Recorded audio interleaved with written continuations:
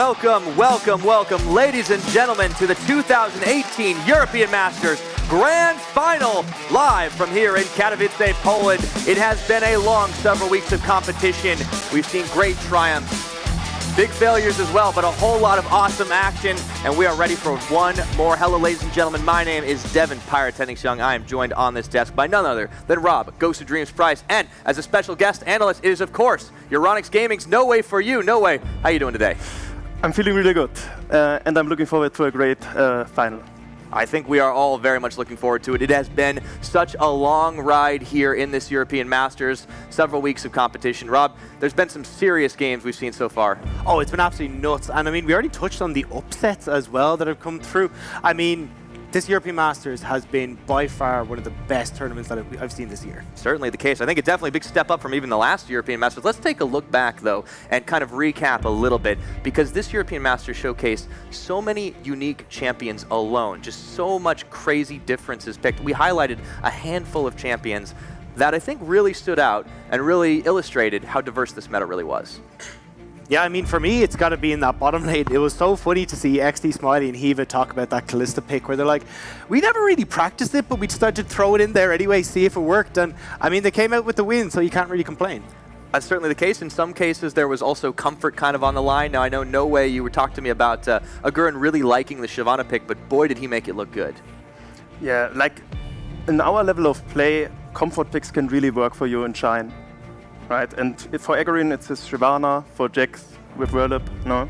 They're just feeling very good on those champions, and in pressure situations like you have here in this offline environment, they just pull it out and do a really good job with it.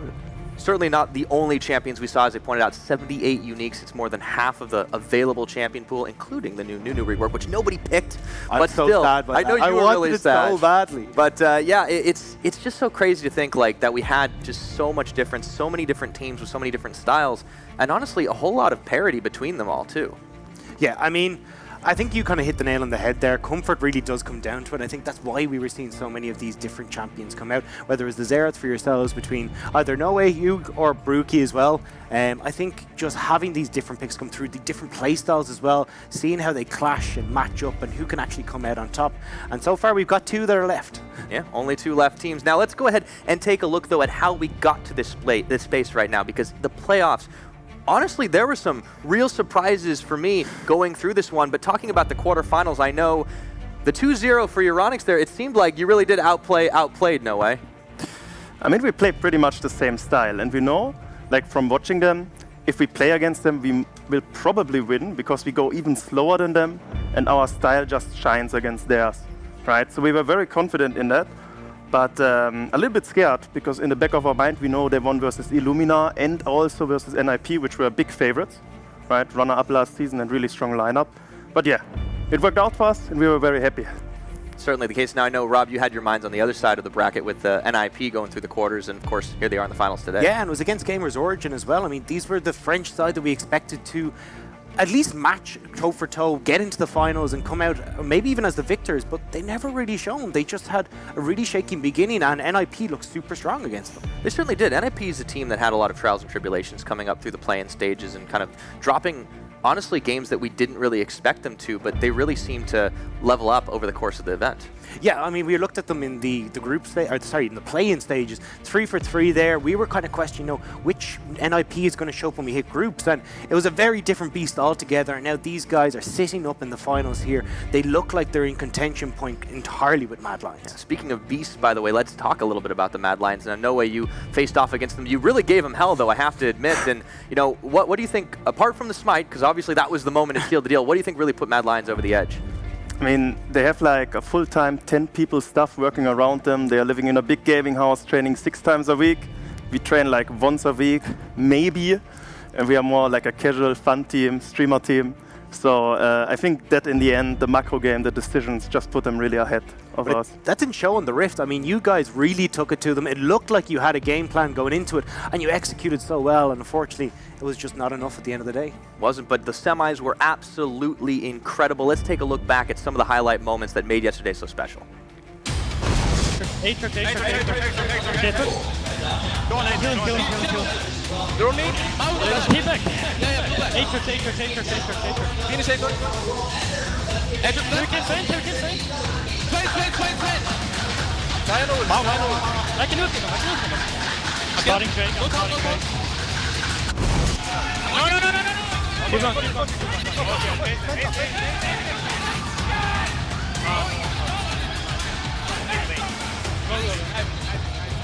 Keep on. Yeah, thank you. This is one. Okay, Ben. Push. Dive. Just dive. Okay. No. I'm on it. Okay. No, we can't.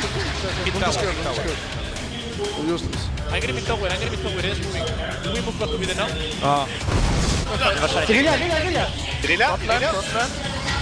Ich muss recon. Can I finish? Yeah, here recon. Wir haben 2 Minuten, die können wir protecten. Go.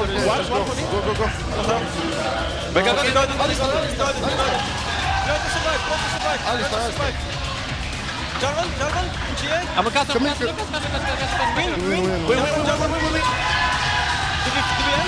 We can have it. Should I base the package? 50 seconds. Yes. No. I don't think you need to. No.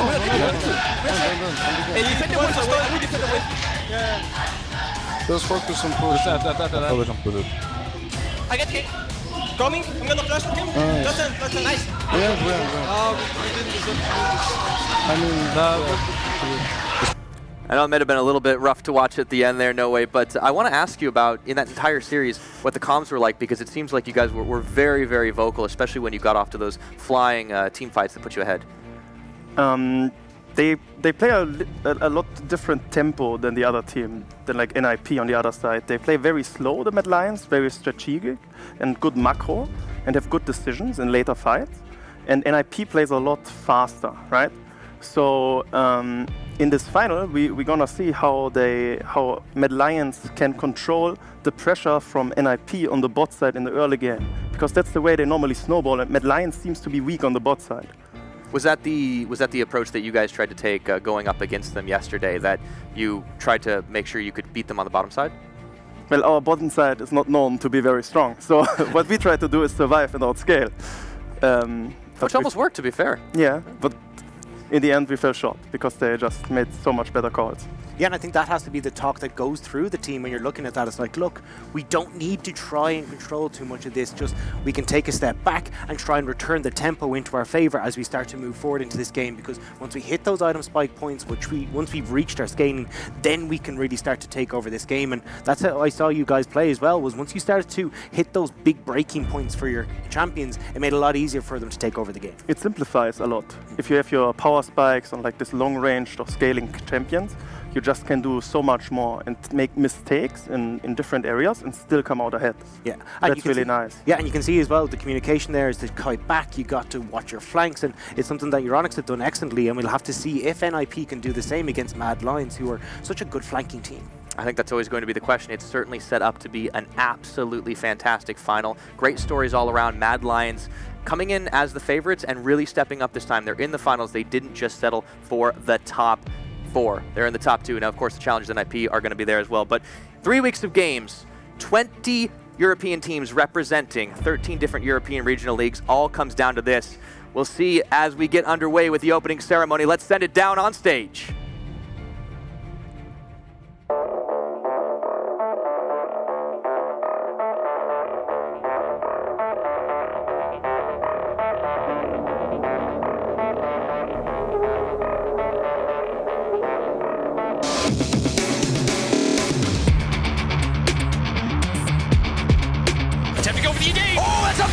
Follow-through, do they have the damage to take him down? There's a shutdown going the way of Kantos, and they blocked him off from the Taliyah wall. Hiva gonna fall as well as Maxi. That's the triple kill for him. Looking for more. In goes Vaughn. Kantos with the quadra. Going for the penta, but it's stolen away by Vaughn. Whirlin in the side lane has to teleport in soon because that bounce down to 3,000. Selfmade jumps in. Selfmade gets it! The Mad Lions will roar for another day. Can Euronics take the team fight? Whirlin onto Brokey in the backline. Can't quite land the stun, but Crown Shot's taken 1. Crown Shot's taken 2. Whirlin's taken the 3rd. The 4th goes down to Selfmade. Aguerin runs for the hills, and Mad Lions have bitten back Euronics. And welcome back everyone in Katowice once again for the European Masters 2018 Summer Final. Now, over the last week, the best European team battled to prove their worth. And tonight, only 2 remain. And after this series, we will know which region is superior and which team will lift the trophy to become the European Master 2018 Summer Champion.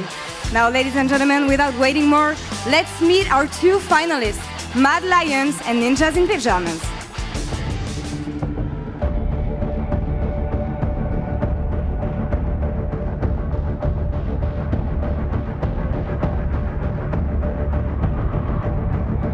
I think we played really bad and we should have lost, but luckily they were like a bit choking and we managed to get the win. I think NLP is a better team than ESG, but we will fix our mistakes in the final and I expect a 3-0.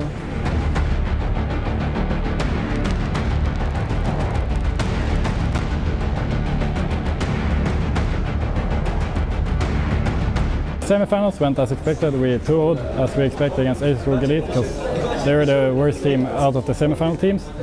And tomorrow into finals, I expect a good series. It's probably going to be mad, and I expect it to be a really close series because they're a good team and we are really good lately as well.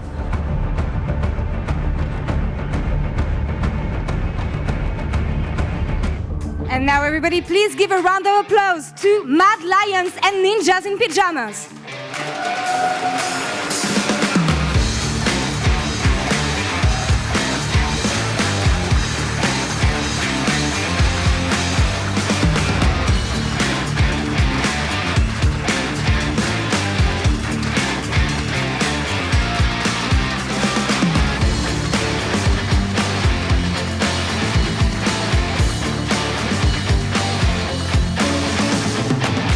Now, Mad Lions are coming today as the strong representative from Spain.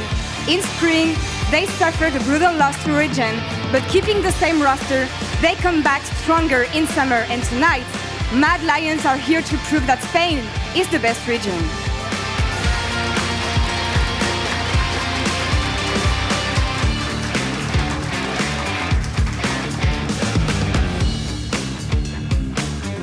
And on the other side of the stage, we have Ninjas in Pyjamas, a team who climbed from the bottom of the play-ins to the finals today, playing more games than any team in the tournament. And after being very dominant in quarter and semis, they wish to be the team who will bring Mad Lions to the ground.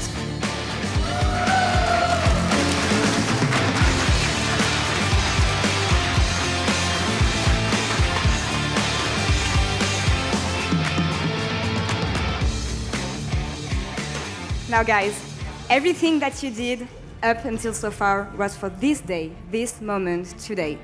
What's your mindset coming on stage today, Walid? I mean, my mindset is really relaxed. We just have to focus on this best of 5, because at the end, no one remembers the one who loses. So we just have to win possible 3-0, because the steady game was too close. So yeah, we will go for a close game if possible. So 3-0 on this side of the stage. How about you? I mean, we're always looking for the 3-0, obviously, but I'm expecting a closer series, to be honest. Mad is a very strong team, and I don't think they've showed their strongest form this tournament yet. And obviously, they're looking to do that today, so we'll fight for it. Is there something you would like to say to your opponents before the series? I mean, best of luck. I have a lot of old friends, old teammates on that team, and I respect all their players, so I just wish them the best and hope we win. Very manner. How about you? I have the same. It's for me amazing to play against Smiley because I was playing with him in the past. So I hope that whoever wins is happy, you know, so I'm happy about that. Well, I wish you good luck and have fun, and I'll see either of you after the series. Now, back to you guys at the desk for pregame. Some fantastic words from our competitors here today. And honestly, whoever takes it's going to be a fantastic story. I mean, Hiva was the face of concentration on that walkout, though. He was no high fives, no nothing, eyes locked dead ahead. I'm looking forward to seeing how he can play in this series. All right, let's take a look at our 2 competitors. It is Mad Lions taking on the Ninjas in Pyjamas. What I love about this, both teams representing multiple countries here. It's not just about their own regions. You look into it, NIP is pretty much a pan-Nordic roster with representatives from Denmark, Sweden, and Finland. Yeah, but even if you aren't a fan of Spain, I mean, you've still got Poland, you've still got Slovenia there. There's a lot to cheer for, particularly for the Polish crowd. I mean, we're here in Katowice. You can see that a good few of them got behind Mad Lions. Every fan's crazy about a self-made man. No way. Who are you looking at in this matchup? I think for Mad Lions, we have to look at mid and jungle. They are a standout duo. They put a lot of their team strength on their back. And yesterday, they looked a little bit shaky, especially Selfmade Man. So I hope he recovers, brings his A-game today, and can show what he's really made of. All right, let's take a look at the lineup for the Mad Lions. Starting on blue side in game number 1, we have Werlib in the top. It is Selfmade in the jungle, Nemesis in mid, Crownshot and Falco at the bottom lane. And Rob, do you agree with that assessment? Yeah, 100%. Noah's hit the nail on the head. It has to be Selfmade and Nemesis. And in particular, I'm looking at Selfmade. As you're saying, this guy needs to be the one to step up. Selfmade has definitely been a standout player for the team. I think it's fair to say he's been a big part of their successes, and when they have fallen down, he's been a part of that as well. And I hope they play around their weak side they showed in the Genside series, for example, their bot lane. Because for NIP, on the other hand, the bot lane looked very strong, very dominant, made a lot of good stuff happen. And I think Mad Lions has to be very aware of that and try to get pressure from mid and jungle down there. Yeah, we saw it in their semis yesterday, how much they like to play around that bot side. So if this is the lane that NIP can get rolling, they're in a good situation. Well, let's talk about NIP. Their lineup on the red side for game number 1 will be Doxy in the top lane, Maxi in the jungle, Larson, superstar mid laner, and then, of course, it is XD, Smiley, and Hiva down on bottom. You mentioned Hiva being the face of concentration. You can see it even there in the picture. I mean, yeah, and look, as a support main, I'm going to look towards Hiva and be like, I want to be this guy. I want to be up here on the big stage.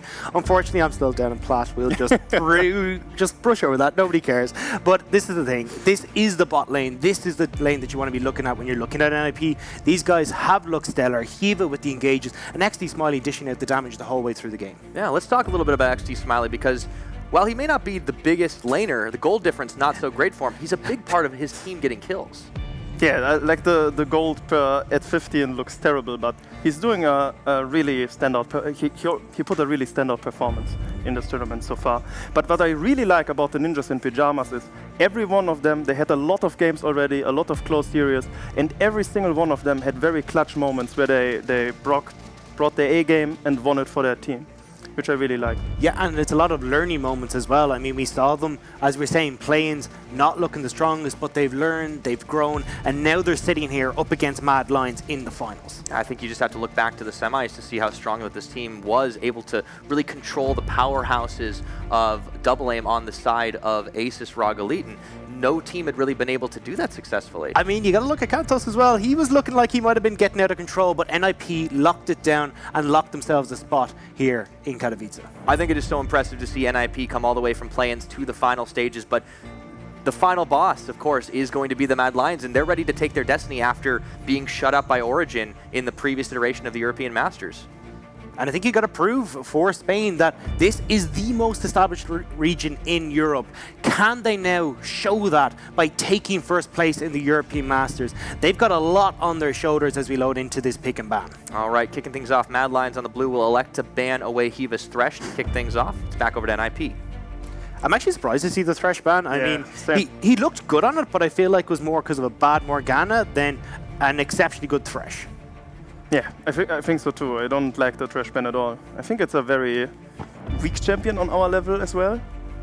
Yeah. But let's see what their plan is behind that. I think they left a lot of kind of power picks for you guys open as well in your games yesterday. Mad Lions, the draft seemed a bit weird. I mean, like Guren's Jarvan got through. Going full AD as well. Yeah, exactly. Like twice. That was very strange for us. Because even in that second game, I thought he was going to be the big factor, and he proved it. Even when you swapped it up to the top lane, this pick was just so difficult for them to deal with. So I'm interested to see how Mad Lions bring a different draft this time around. But taking away the Alistar from Falco is a really, really good adaptation. Because yesterday against us, we noticed maybe a little bit too late that the Alistar is very instrumental for their comp. And he's very comfortable, he takes the big engages, and he makes a lot of things happen. So I really like that ban. Yeah, we're kind of looking at pretty much standard with the Akali on the red side ban. Skarner, though, away from Maxi, means we'll probably see him go back towards something like that Grave, something he's a little bit more comfortable on that can have that aggressive early game. Interesting mix of things that have been banned away, too. Now we see the Scion taken away from Doxy. I mean, it's just a strong top laner. I mean, it's the most standout one, and Doxy's had absolutely stellar performances in that as well. We saw it in the semi-finals yesterday where he was this big engage tool for NIP. Just remove that from their wheelhouse, see what else he can try and perform on. I'm a little bit baffled by the Akali ban actually, because we left it open yesterday in every single game and he didn't pick it at all. He didn't prefer it. I'm not sure, because it has weaknesses, right? And I think Larsen can abuse them. He's a very good mid laner.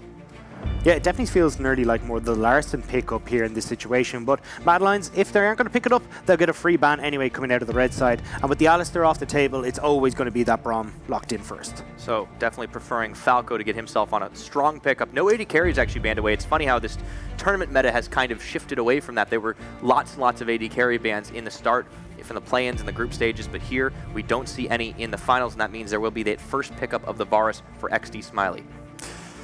Yeah, I think that's like paired with the Braum, you can also take the Ornn, and Varus is a very immobile AD carry, so he is very accessible for Ornn's ult.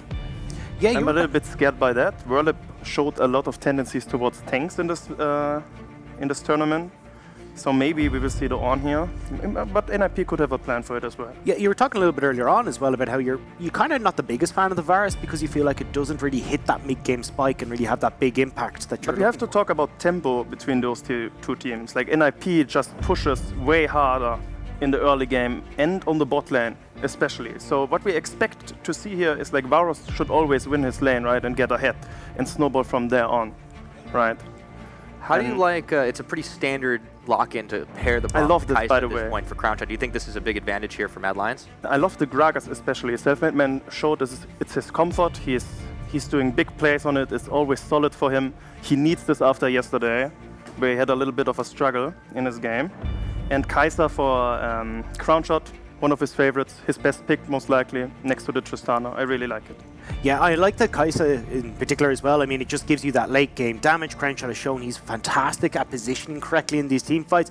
Having that Kai'Sa means you've got that late game insurance, which is what Mad Lions tends to play towards. But you're looking at a pretty mid-game heavy composition coming through from Ninjas in Pyjamas. We already touched on the Varus. Yeah. You've got the Rise there now as well. And Hiva on the Shen, we saw how big of an impact this guy can have when he's flashing in with those 3-man taunts.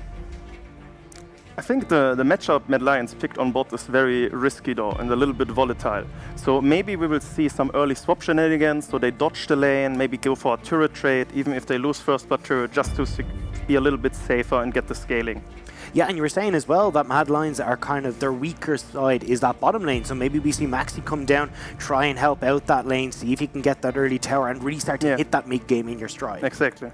All right, we are into ban phase 2. We see the Aurelia taken away, followed by the Ornn, so Werlib won't get his hands on that one. And on the opposite side, Poppy, so it really is a lot of top and a little bit of mid-focus. I think it's very interesting. Normally you pick the Rise in the third rotation, like on red side, and then you can ban 2 of his counter picks, maybe like the Cassio, the Oriana, something around those lines. But they opted to ban nothing. Like, maybe the Irelia, but Rise tends to be trick, okay. He does this. He's done this in the past. He's locked in the Rise without them getting any counter picks. He does it on that first phase of the picks. Yeah, I feel like you just open up Nemesis so well, though, to go for something like that Cassiopeia lock-in. And he's performed on these control mages as well. Like, don't forget, this guy's a lot of different champions in his wheelhouse, and Cassiopeia is definitely going to be at the top of that list for any mid laner. Yeah, and I feel you put yourself on a pretty narrow timer here if you're NIP. Because the Rise doesn't seem to perform too well in this comp against those champions already. Yeah, I feel like you're missing a lot of engage. Now, I say that tentatively because we've seen what Hiva can do on Shen, but right now you're kind of relying on those Chains of Corruptions to come through, or else maybe this 1-3-1 with Larsen on the Rise. Yeah. But outside of that, you're not really looking at this big team fight composition. All right, we have the Jarvan locked in. That should be the Werlib special. Looks like they learned from you. Yeah. We were scared of that yesterday. Yeah. Talk about hard engage, though. Pair that with the Gragas, and all of a sudden, you've got a 1-2 combo. Yeah, what is the Rise supposed to do here if he has like Gragas and Jarvan just dashing and flashing onto him, the Braum negating damage, applying the stacks, and there's the Galio. Yes. Like, if you lock in the Jarvan, that's like a very, very strong wombo combo. You have the mid-game security, you have like these big fights, these big sprawls, and then you have the late game with Kai'Sa secured because the enemy team didn't go for too well of a scaling, but the side lane might be a big problem for Mad Lions. And how terrified are you in these team fights if you're NIP? I mean, Larson is not particularly mobile. You've got Smiley, definitely not mobile. And now you've got a Cataclysm with an heroic entrance on top of it. That's a serious 1-2 punch to try and deal with. You have to wonder what Ninjas and Pyjamas are going to do here. We talked about the 1-3-1, the side lane control. Ninjas have shown a propensity to be able to play lots and lots of different styles. Do you think that they're going to put all their chips into the side lane this game? Yeah, I think you have to. I mean, overall, see, both these teams match up incredibly well on the side lanes. I actually give it more to, if you're looking at a more split push orientated style, I give it to Mad Lions. You've got Galio, who can just wave push all day against Larson. You've got the Jarvan, who will do well into the Shogat, particularly in that mid game. But overall, I think Mad Lions have kind of given themselves more options than just that side lane pressure. You've got that big team fight there as well. And we don't normally say that when it comes down to NIP. These guys have been known for pulling off some pretty impressive drafts. We've given some props to Bloomigan, the coach of NIP, in the past. But they have a good chance in the early game to snowball, because Olaf can do a lot more than Gragas in the early stages, and you have the winning bot lane, and mid should be winning as well and have pressure. So you just can take all this pressure, try to snowball, get ahead, get the turrets, get the objectives, and win from there. Fair enough. All right. Well, gentlemen, here's the part where I ask you for your predictions for game number 1. We'll go ahead and start with you, Gosu Dreams. Who do you think is going to take this game and why? I actually agree with Noe. I think that NIP have a great way of setting up this early game, and it's where Mad Lions have struggled. I think if they can get themselves rolling, they have this mid-game comp that can take over the game. It's just a case of if they're with it, but I believe NIP, with the composition they drafted, can do so. Okay, so NIP, you're going to go for them? NIP. All right. Okay, one quick one for you then, Noe? I have to go with Mad Lions here. It looks like a comfort comp for them. They have the mid game, they have the scaling. If they can control the early game, not fall too far behind, and dodge the split push later with Ryze and Shen on him, they will win this one. All right, we've got ourselves a split desk, but it is time to send it off to our casters to get into the game. We've got Lions and Celtic Tigers and Ninjas. Oh my! Good thing we got a few doctors on call. Take it away, gents. Thank you very much, Pyra. I am Aeromedic Chamberlain, joined by Celtic Tiger Brennan and Kiernan Scoundrel Low, and I am very excited for the start of this best of 5. Guys, we had a mixed desk, you know, a little bit of NIP, a little bit Mad Lions. Where are we going on the caster desk? I'm personally here with No Way. I think this is a really solid, good base composition here for Mad Lions. I think they have really good mid-game, like he said, huge team fight potential, and I think from the general trend of EU Masters, split push hasn't worked out. Very rarely has split push ever worked out in the EU Masters, and I think team fights and first Baron comps and scaling into the late game has generally seen more success. Now, I'll agree with you that I think their comp is easier to execute on and it leads into more comfort, but I think NIP can be the more aggressive ones here, and I prefer the way their win conditions go. So I'm leaning their way. I think if they can snowball this, if they can get rolling in the early game, which they have drafted to allow themselves to do, they could end this before Mad Lions get to scale. They definitely could.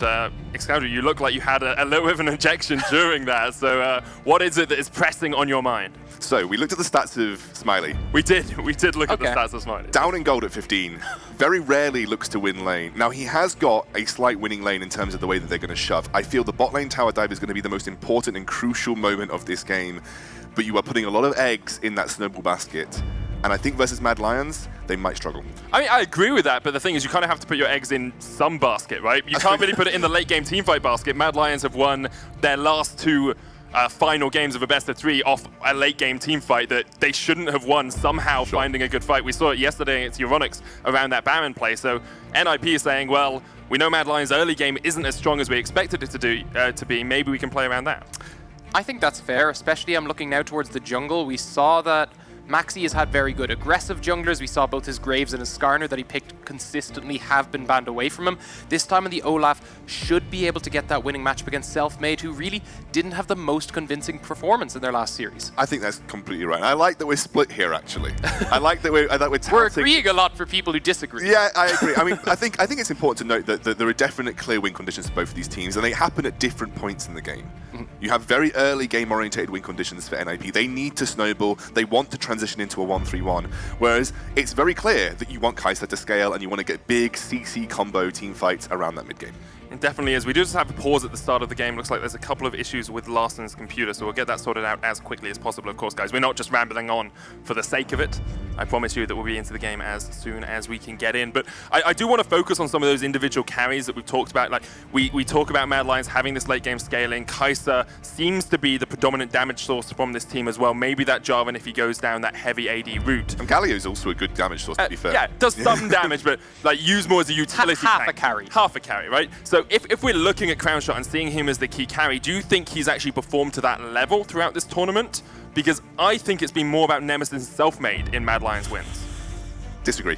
Okay, you can disagree. I gave you the option. I don't think Self-Made and Nemesis has stood out for me at all. I think actually Crownshot has been the one that has had some good performances from Mad Lions, and especially in certain team fights. Because one thing I'd say very quickly, Crownshot's positioning in team fights has always been one of his strengths, and that is so important on Kai'Sa, and I think this is a good platform for him. Yeah, and while I agree with that as well, I think the biggest issue for him has been that his team hasn't been a good frontline. It's that he's been left alone, he's positioning as well as he can, and then suddenly he finds himself left alone when all this engage comes down. We've seen that previously when we saw the Jarvan in their last series just completely decimate Crownshot, and no one was able to get in front of him. This time with things like the Braum, you'd expect Falco to have an easier time of it.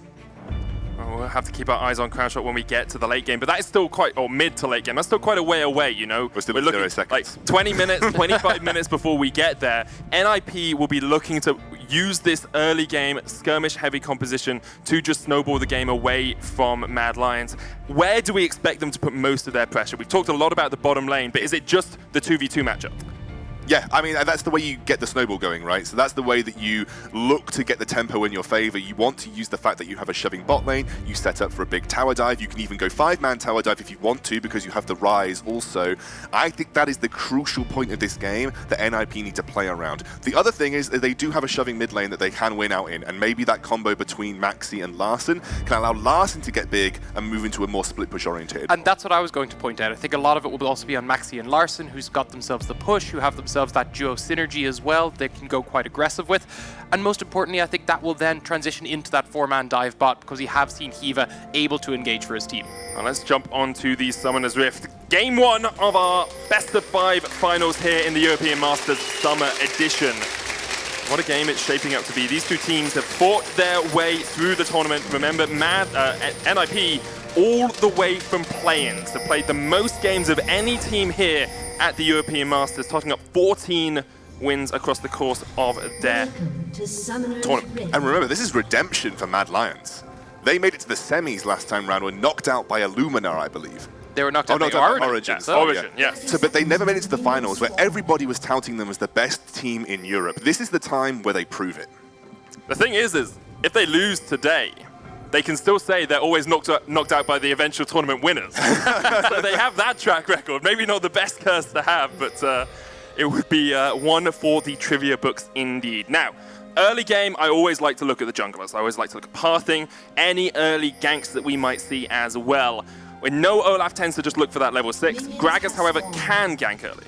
And the big point is, we've seen this time again, when we have seen the Galio locked in, you just go to the mid lane. Galio has such an easy setup, you could just run through that, especially Larssen hasn't gone for the cleanse, so won't be able to escape that classic flash taunt combo, and Self-Made can then go for the body slam. And Rise pre-6 is very weak, especially if you burn his flash in the mid lane. You can actually punish Larssen, and as we talked about, that was a small win condition for NIP to have that combo between Maxi and Larssen rolling and get Larssen ahead. Maxi's going to do an unassisted blue start here. Of course, on Olaf, the lower you get, the easier it is actually to clear out your jungle because you get the attack speed from your passive. Self-Made's going to go red buff with a bit of help into the Krugs. You do wonder if Mad Lions know where this Olaf is starting. Having a blue buff early on Olaf is really good because you do run out of mana pretty quickly, but he could have started at the top side of the map. No wards at all for Mad Lions. Yeah, there's absolutely no way of telling. Olaf is one of the best early clears, especially competitive-wise, because first of all, it's so fast, but as you said, unpredictable because he wants to go low and realistically is never in danger of dying to the jungle. I wonder if he's actually going to be looking to put any pressure down in the mid lane because Larssen's already shoved in here. I feel like this is either just going to be a clear from Olaf and back, and he's not going to look to exert much pressure in the laning phase. I think the first time we see him is down towards that bot lane, potentially when they're setting up for a dive.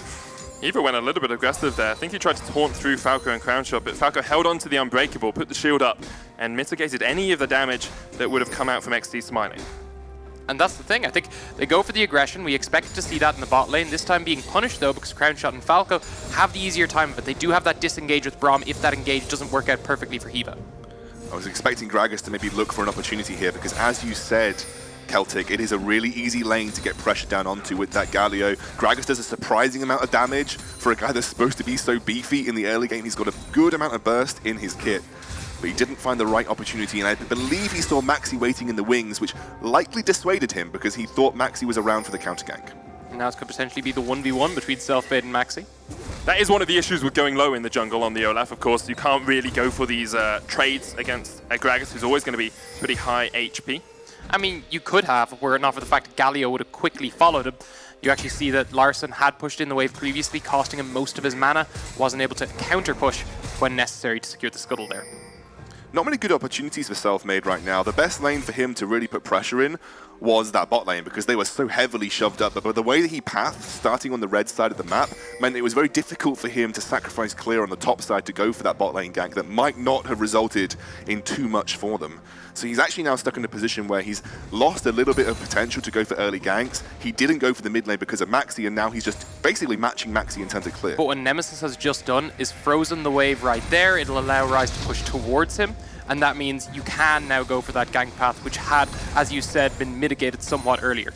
Looks like he's going to try and shove it in now, though, as he's seen Larsen's backed up, and also needs to find a back and fit that one in himself. I was interested to see Larsen go back so early, because usually you see a tier first on the Ryze if you can. He only has that Sapphire Crystal here, so a little bit delayed in getting that first tier. Maybe had run out of mana, didn't want to overextend, so was like, I might as well back, I have the teleport, keep myself a little bit more secure in this lane and avoid any of those self-made ganks. That's a really important point, actually, Medic, because I think when you're pre-6 as Ryze, you have to take it carefully, and you have to make sure that you're respecting vision.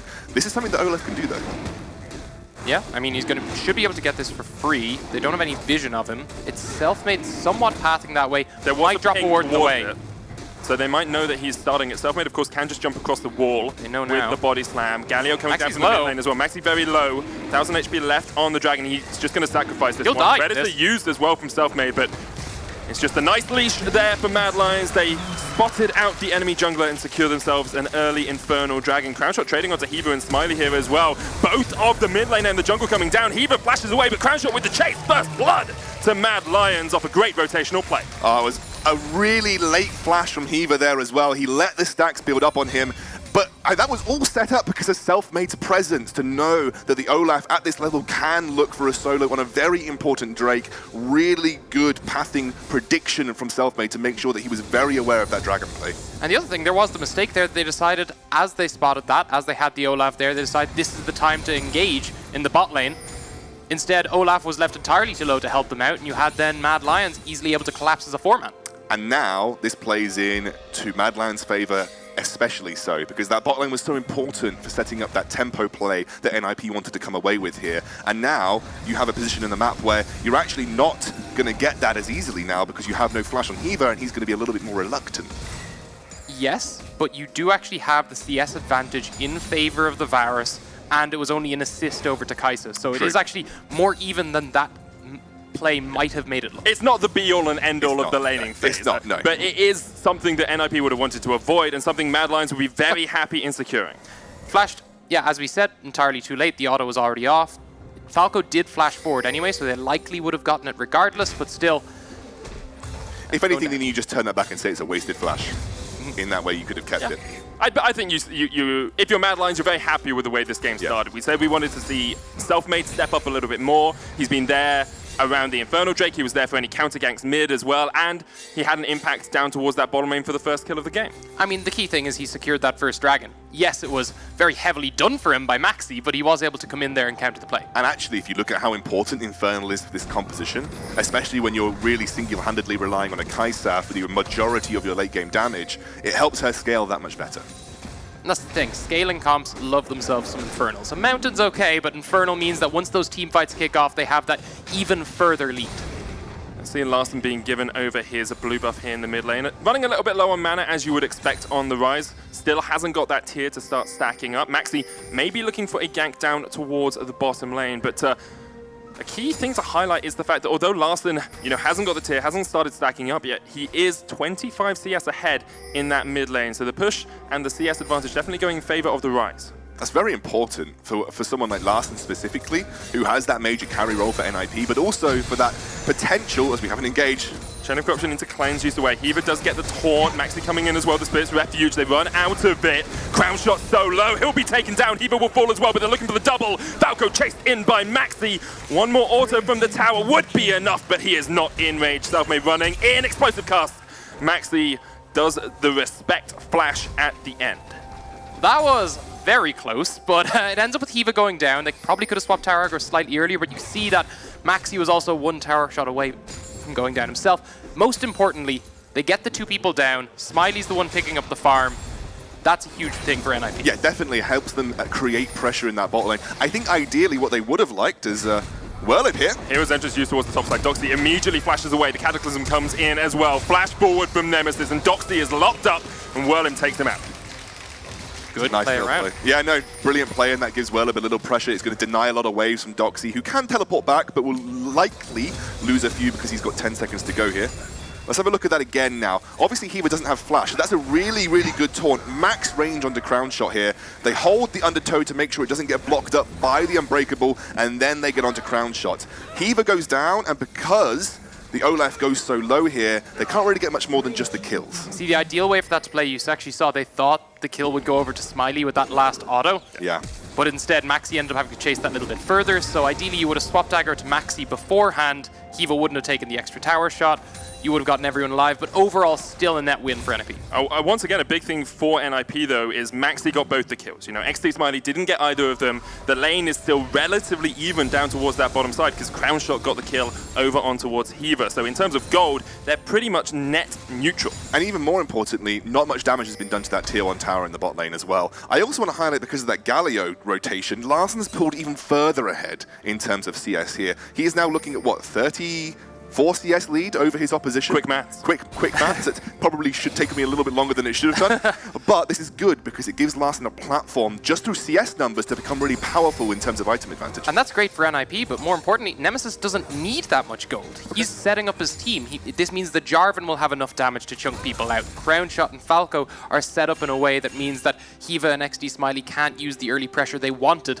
It means that Mad Lions are given more opportunity to scale. It does give Larsen the opportunity to roam around the map, though. He has the round warp. Maxi down towards this bottom lane as well. We talked so often about how NIP want to play through the bot lane. Scoundrel, you said 4, 5-man dives, possibly down towards this bottom side as well. That's what they're setting up for now. Maxi did run across a ward, though, so they know he is waiting in this second bush. Teleport there, teleport straight away, and it's Mad Lions who are going to go for the engage. They get Smiley. Maxi will be short to follow, goes into the Ragnarok, but you can't get away from the Cataclysm. Locked down, locked in place, and taken out by Crown Shot.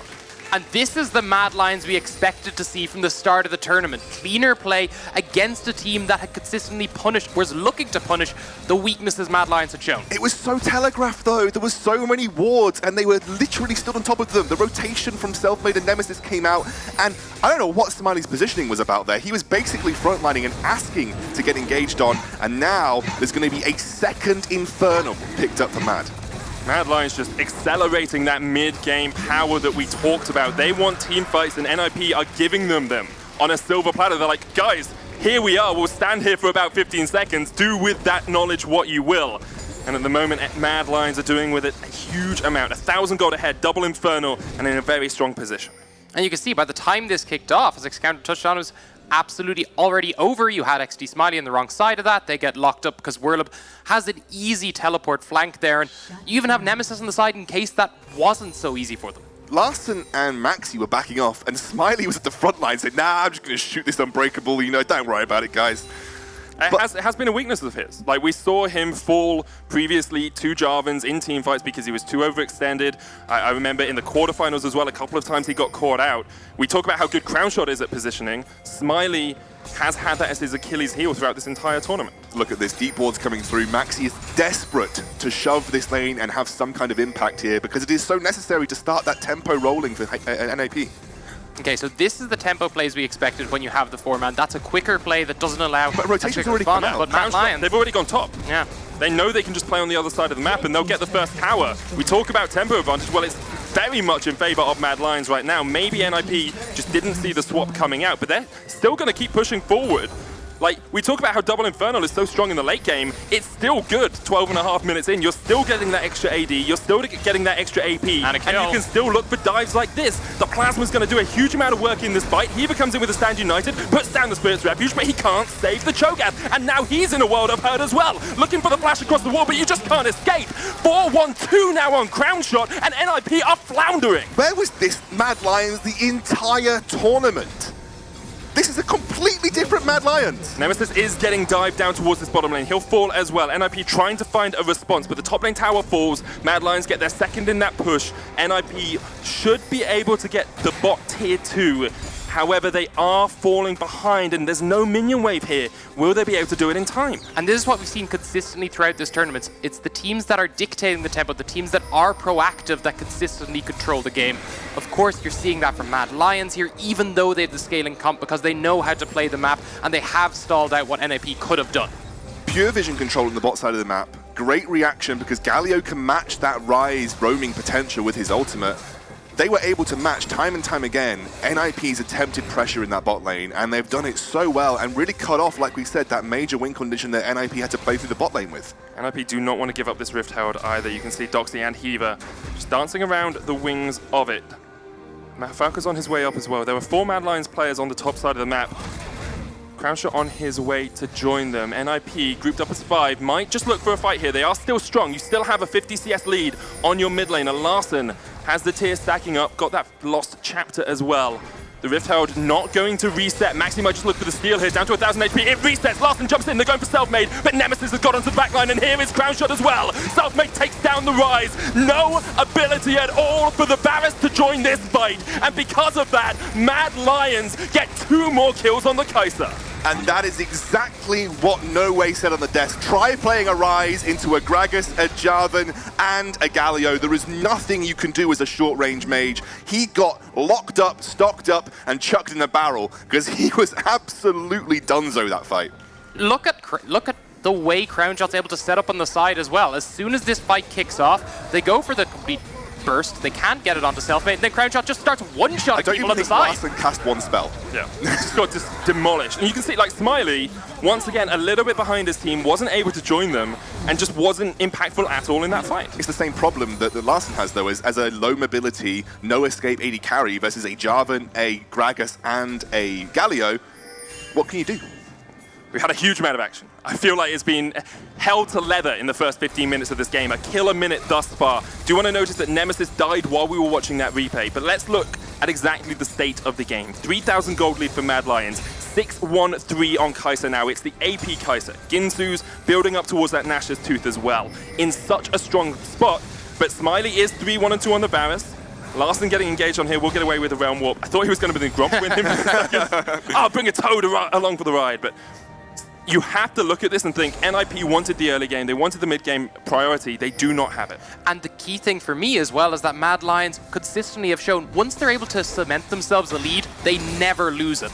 And that's what I'm looking at now, a Mad Lions that managed to stave off the early game with good vision control, good response to aggressive plays from NIP, and now it's them looking to continue that lead through tower ticks. A Crown Shot with a double Inferno with an AP Kai'Sa sounds like something I definitely don't want to face as this game goes on. They have got complete control of the map here, and honestly, from this point forward, NIP have very few win conditions left. Just looking for a pick, just looking for some way to take down Crown Shot. Yes, if Larson can catch him out, he can rattle through the spells on towards this Kai'Sa, but it's going to be a very difficult road to victory for NIP.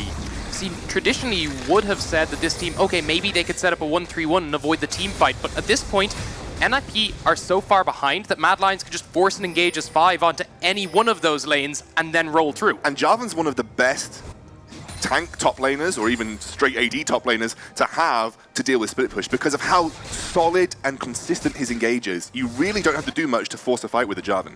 And you have a Galio jumping into that Cataclysm as well. Huge amount of follow-up for this, huge amount of tankiness given to those engages with the Galio. It's looking real rough for Ninjas. Definitely is. Mad Lions in a very strong spot, showing us why they were the tournament favorites. Up until now, I think a lot of people would have looked at this series and thought it's pretty even. Probably, maybe slightly NIP favored after watching the semi-finals yesterday, because NIP looked a little bit stronger. But Mad Lions are living up to their reputation, and living up to the reputation of Spain as the strongest region in Europe as well. Yeah, this is kind of what we expected from Mad Lions. Whatever Aranea has done overnight to these guys, it has worked wonders. Go-karting? Can you do this in my solo queue performances, please, Aranea? That would be great. You have to actually be good yeah, to work. Anyway, third dragon of the game going to be started here by Mad Lions. It is an Ocean to top off their double Infernals. Next up will be a Cloud if they want to go for it. But the whole map is theirs. They control everything. And you can see NIP saying, okay, maybe we can bait them in somewhere. Maybe we can catch them out as they face check. Maybe they'll miss position. But up until now, it's been all XD Smiley mispositioning. There's the Chen of Cross. Oh!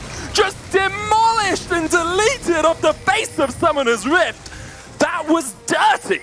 Runic echoes Gragas, everybody. He's going in the AP build. By the way, guys, I built M-Pen. I'm carrying. Holy hell. He just got obliterated. He's just dancing in front of it as well. Hey, Mad Lions are dancing their way to victory right now. This will be the last outer tower that they will crack. We've already got that top tier 2 in their back pocket as well. 5,000 gold lead for them. Like, overall, they're just in such a strong spot. And if you're NIP, you're probably thinking, go next. We'll reset. We'll try and do something next in the next game. You hate to say it as a caster, right? Oh, wow. I actually want to count up. I think it was the Explosive Cask, the Braum Ultimate, and you had the Kaisa W in there just as he was traveling. Yeah, that was difficult to survive as the Varus, but a lovely piece of combo play from Mad. And I think you're right, Medic. At this point in the game, you hate to say it as a caster, but NIP need to think about resetting. I mean, you hate to see it more as a player. I say no, that's true. I mean, but it's one of those situations where, yes, there are potential for NIP to come back, but it is so difficult at this level of play to find those opportunities. And I don't think Mad Lions are the kind of team that is going to give it away that easily. Certainly not when they're playing like this. Yeah. Previously, we'd seen a Mad Lions that were extremely fallible. They left a lot of openings for teams to get back in. This time around, looking much cleaner in their executions. That they are. We're not even 20 minutes into the game. They've already demolished perhaps the hopes of NIP in this matchup. Let's have a look at some of these gold differentials. 2,200 gold between the two AD carries. 1,500 in the jungle as well. And Selfmade just chipping away. Crown Shot jumps in. The Killer Instinct finds its mark. Shen goes all the way back to the fountain. Yeah, that's the one that feels bad. You're the support. Look, guys, I'm going to ward. I'm going to make sure they can't do Baron. Whoops. Oh. Yep. It seems that they are ahead. And the thing for Crownshot is there's so many ways for him to facilitate that Killer Instinct, right? All you need is an Explosive Cast to hit, a Glacial Fissure to hit, Whirlib to jump into the middle of the fight, Galio to get a taunt off. Look how much damage that barrel did. Oh, dear. They don't even need a tank at this point because it's all about blowing up singular carries. I mean, if you do this to last one, do this to Smiley, NIP have got nothing left, so they don't need a tank. They don't even need a team fight at the moment. They're 1-3-1-ing, and they're just able to bring NIP all across the map. Yeah, and people often talk about these things that are singular carry focused, but in the mid game, all of these guys are building damage, so they're all benefiting from that double Inferno. They will get the tower up towards the top side and towards the bottom side as well. Continually extending this lead. 30 seconds ago, it was about 4,000. Now it's creeping up towards that 7,000 mark as they break through tower after tower after tower. And NIP just trying to get some semblance of vision control. They've got like 3 wards on the map. They need to get something around the Baron because maybe that's their last hope. Maybe a steal into a stall could keep them in this game. But look at the Baron. It's already covered by Mad Lions. Every single control ward up in the area. NIP are starting to find some control, but barely enough. And it won't be enough if Mad Lions return. I often talk about how Barons are things that you don't often need to go for when you're ahead, especially when you're this far ahead. But actually, a Baron fight could seal the deal in one foul swoop here for Mad Lions. They could go for it, they could bait it, they can get control over that area. And I don't even think, given 99 team fights out of 100, I doubt NIP are going to find a solid fight that wins them the game. You also have Guinsoo's Kaisa to take it quickly, but maybe you could just take a fight. Maxi not in a good position at all. He has to pop the Ragnarok just to run away. And NIP thought maybe that the Baron was being started. It wasn't. Mad Lions just getting these side lanes pushing in their favor. As you say, it could be now. The Kaisa will shred through it alongside that AP Gragas. Okay. They don't need to, though. That's the thing. When you're this far ahead, you don't actually need to go for the Baron. I mean, Whirlib is just demolishing Doxy here as well. Slowly, though. Doxy doesn't have a tower to get back to. All he needs is the Flag and Drag to hit here, because the Killer Instinct can come in. Crashshot wasn't quite in range. There we go. Jumps in. Crashshot goes legendary. That's your tank. That is your tank getting blown away like a puff of mist. I wasn't sure where you were going with that, but okay. No, was I. Puff of smoke is the usual one, but I forgot that at the moment. I just thought you thought mist was a slightly less thick smoke, so it makes your tanks a little bit less tanky. Yeah, we'll go with that. Yeah. I got you back. 4D chess we're playing here, Scoundrel. And Mad Lions are just playing with their food. The mid lane tower will be the next to fall for them. They almost have a 10,000 gold lead. You're looking at 8,500 or so. They can go for the Baron whenever they want. They've still got Whirler pushing in the side lane as well. Don't even need to be grouped up. And I'll be honest, my biggest disappointment in this game is the fact that I thought of a great name for the Cataclysm into Heroes entrance combo. And I'm not going to get to use it because I don't think they ever need to actually make that fight. Close to your chest? I'll keep it close to my chest in case they ever use it. You'll just say it at the end of the game even if they don't use it? Yeah. Kind of like, stick around, guys. Just in case. Stick around, guys. Go away.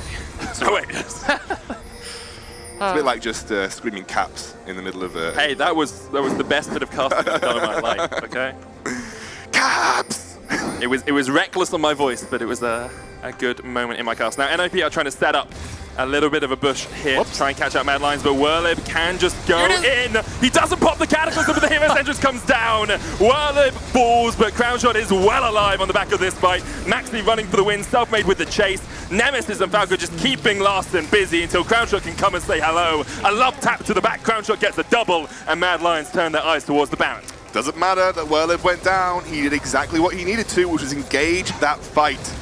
And honestly, Crownshot's too far ahead at this point. Yes, and we were saying, yeah, he didn't get the Cataclysm down, but he did effectively lock them up as they were stuck attempting to deal damage to him, attempting to turn around and kill him. And yeah, they get him down, but they also go down for him. Yeah, the Baron on 4 of the Mad Lions players now. They can go back for that 1-3-1 if they want. You can see NIP were trying to do something. And they all have to turn onto Whirlib, so they're effectively locked up into this Hero's entrance. They were stuck in a rock and a hard place there, quite literally. I mean, you want to disengage from the Jarvan, but you know that he had the Cataclysm, so he's going to force the fight anyway. So they felt that they could burst the Jarvan out, but they just don't have the damage at this point. And the reason is they spent all of their resources onto Jarvan, and Crownshot had free entrance at any point in that team fight to clean up everybody. And honestly, at this point, it's business as usual for Mad. They just need to find a lane to push it. Do you want to give credit across towards Crownshot as well? I doubted him coming into this series. I said sometimes I thought that he hadn't been stepping up enough for the Mad Lions. His positioning in fights has been great. Even after having a huge amount of pressure pushed down into that bottom lane, he survived. He's now sitting in a very comfortable spot in this fight. And the people I want to credit are Falco and Selfmade, who I was more worried that wouldn't be able to be that front line. They had drafted to allow themselves to be that, because the Crownshot, while he had positioned well previously, didn't have the front line helping him out. This time, both of them have had excellent performances. Everyone has stepped up on Mad Lions. Absolutely every single member right now is playing better than we've seen them play the entire European Masters tournament. They are certainly in finals mode, and we know that Mad Lions perform in high pressure situations. They've certainly hit a level that allows them to perform at the top of their game. There's a reason that even though they place middle of the pack in the league in the regular season, they still end up winning the playoffs. 2-time back-to-back Superliga champions, now looking to become the champions of the European Masters as well. With the Baron buff, they push in towards this mid lane. Inhibitor tower, there's the engage, Cataclysm in.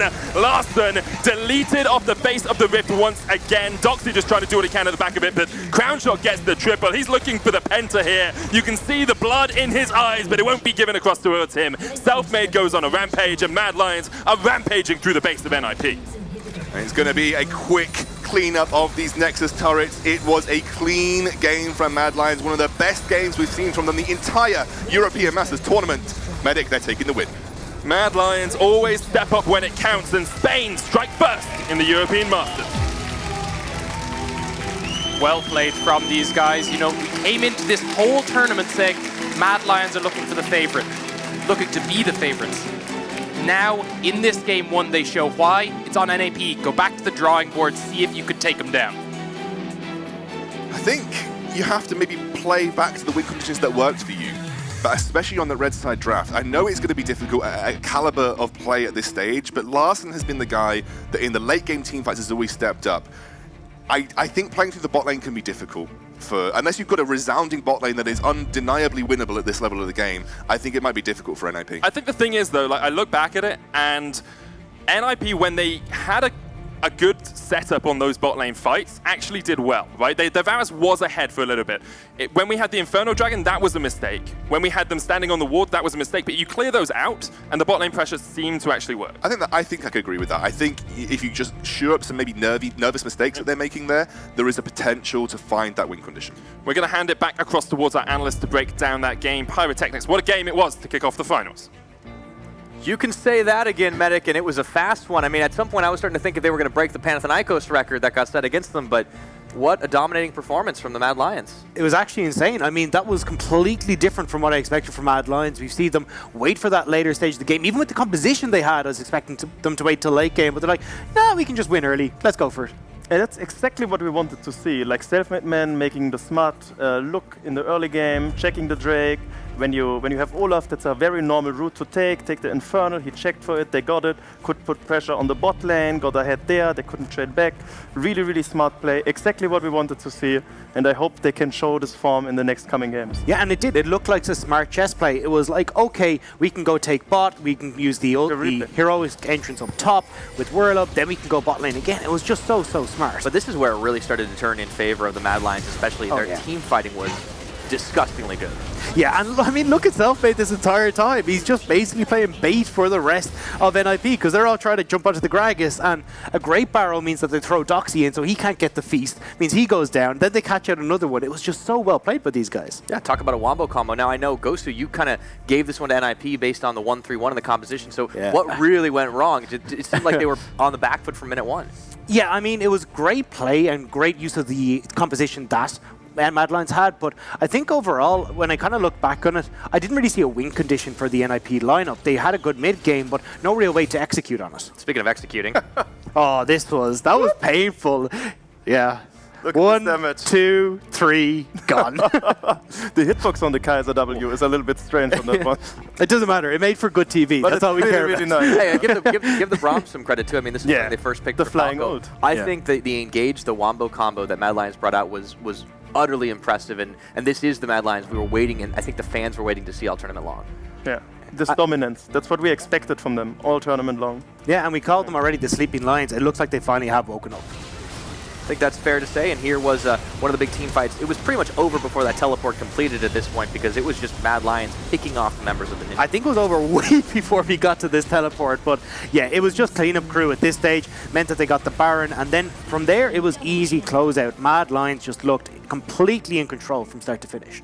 I mean, it wasn't the cleanest fight actually, but at this point, with 2 Infernals in the back, the better team fighting comes. Yeah. AP Kaisa, 10 kills, you know. Yeah. Speaking of, by the way, I want to talk to you a little bit, No Way, about that Kaisa and about Crown Shot, because it seemed like coming into this game, that bot lane was a potential weak point. Are you swayed as to the opposite now? Yeah, I was talking a little bit with Kanani. They identified the same problem. Like, bot lane will be weak, we need to play around that. And they showed a lot of attention, like Galio denied himself a little bit, gave a lot of his farm up to help bot. Self-made man was there a lot.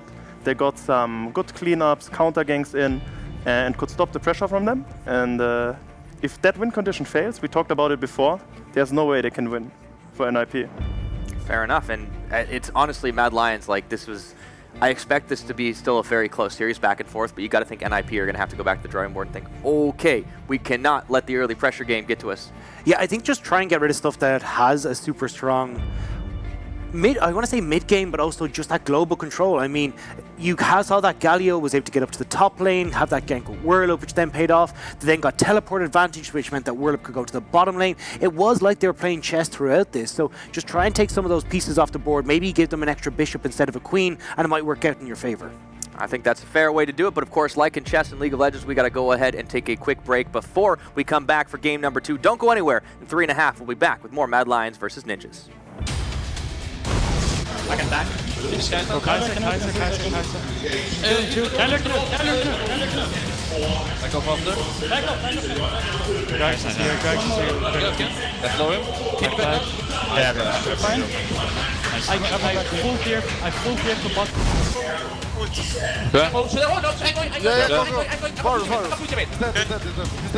Go into Olaf, Olaf. Vi kan flash. Cuidado aí, Rapadão. Let me kill. Go for turret. Vado a far partire però. Io sono top.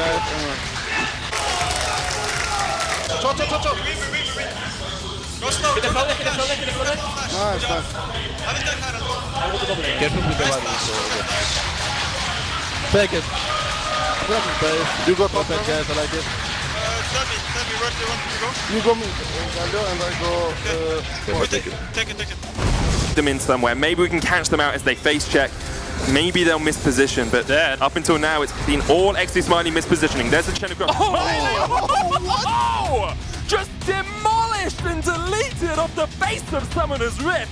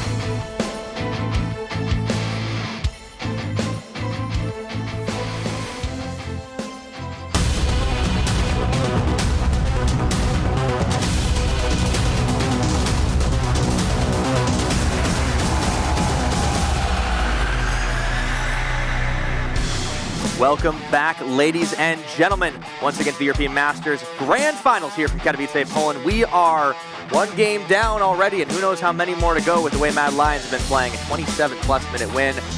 What do we want to see differently this time around in that draft phase? I think really NIP has to shake everything up. They have to go full scaling. They tried to be proactive this game, and everything they tried backfired. Like Mad Lions had just very clear and good plans for the whole game. and every situation worked for them. So I would like to see full scaling, a very slow approach. Mad Lions showed some shakiness in that regard, and maybe remove some comforts. We will see. Yeah, and I think one of the big comforts for them has been this Galio pick. Nemesis has performed time and time again on this champion, and I think if you take this out of the mix, it shuts down a lot of their early aggression plays. I mean, we saw that gank in the top lane we were talking about with Whirlup, but even prior to this, if we're looking back even at semis and quarters, Nemesis on Galio was one of these big factors that were turning around team fights and getting them back in their favor. I think that's fair, right?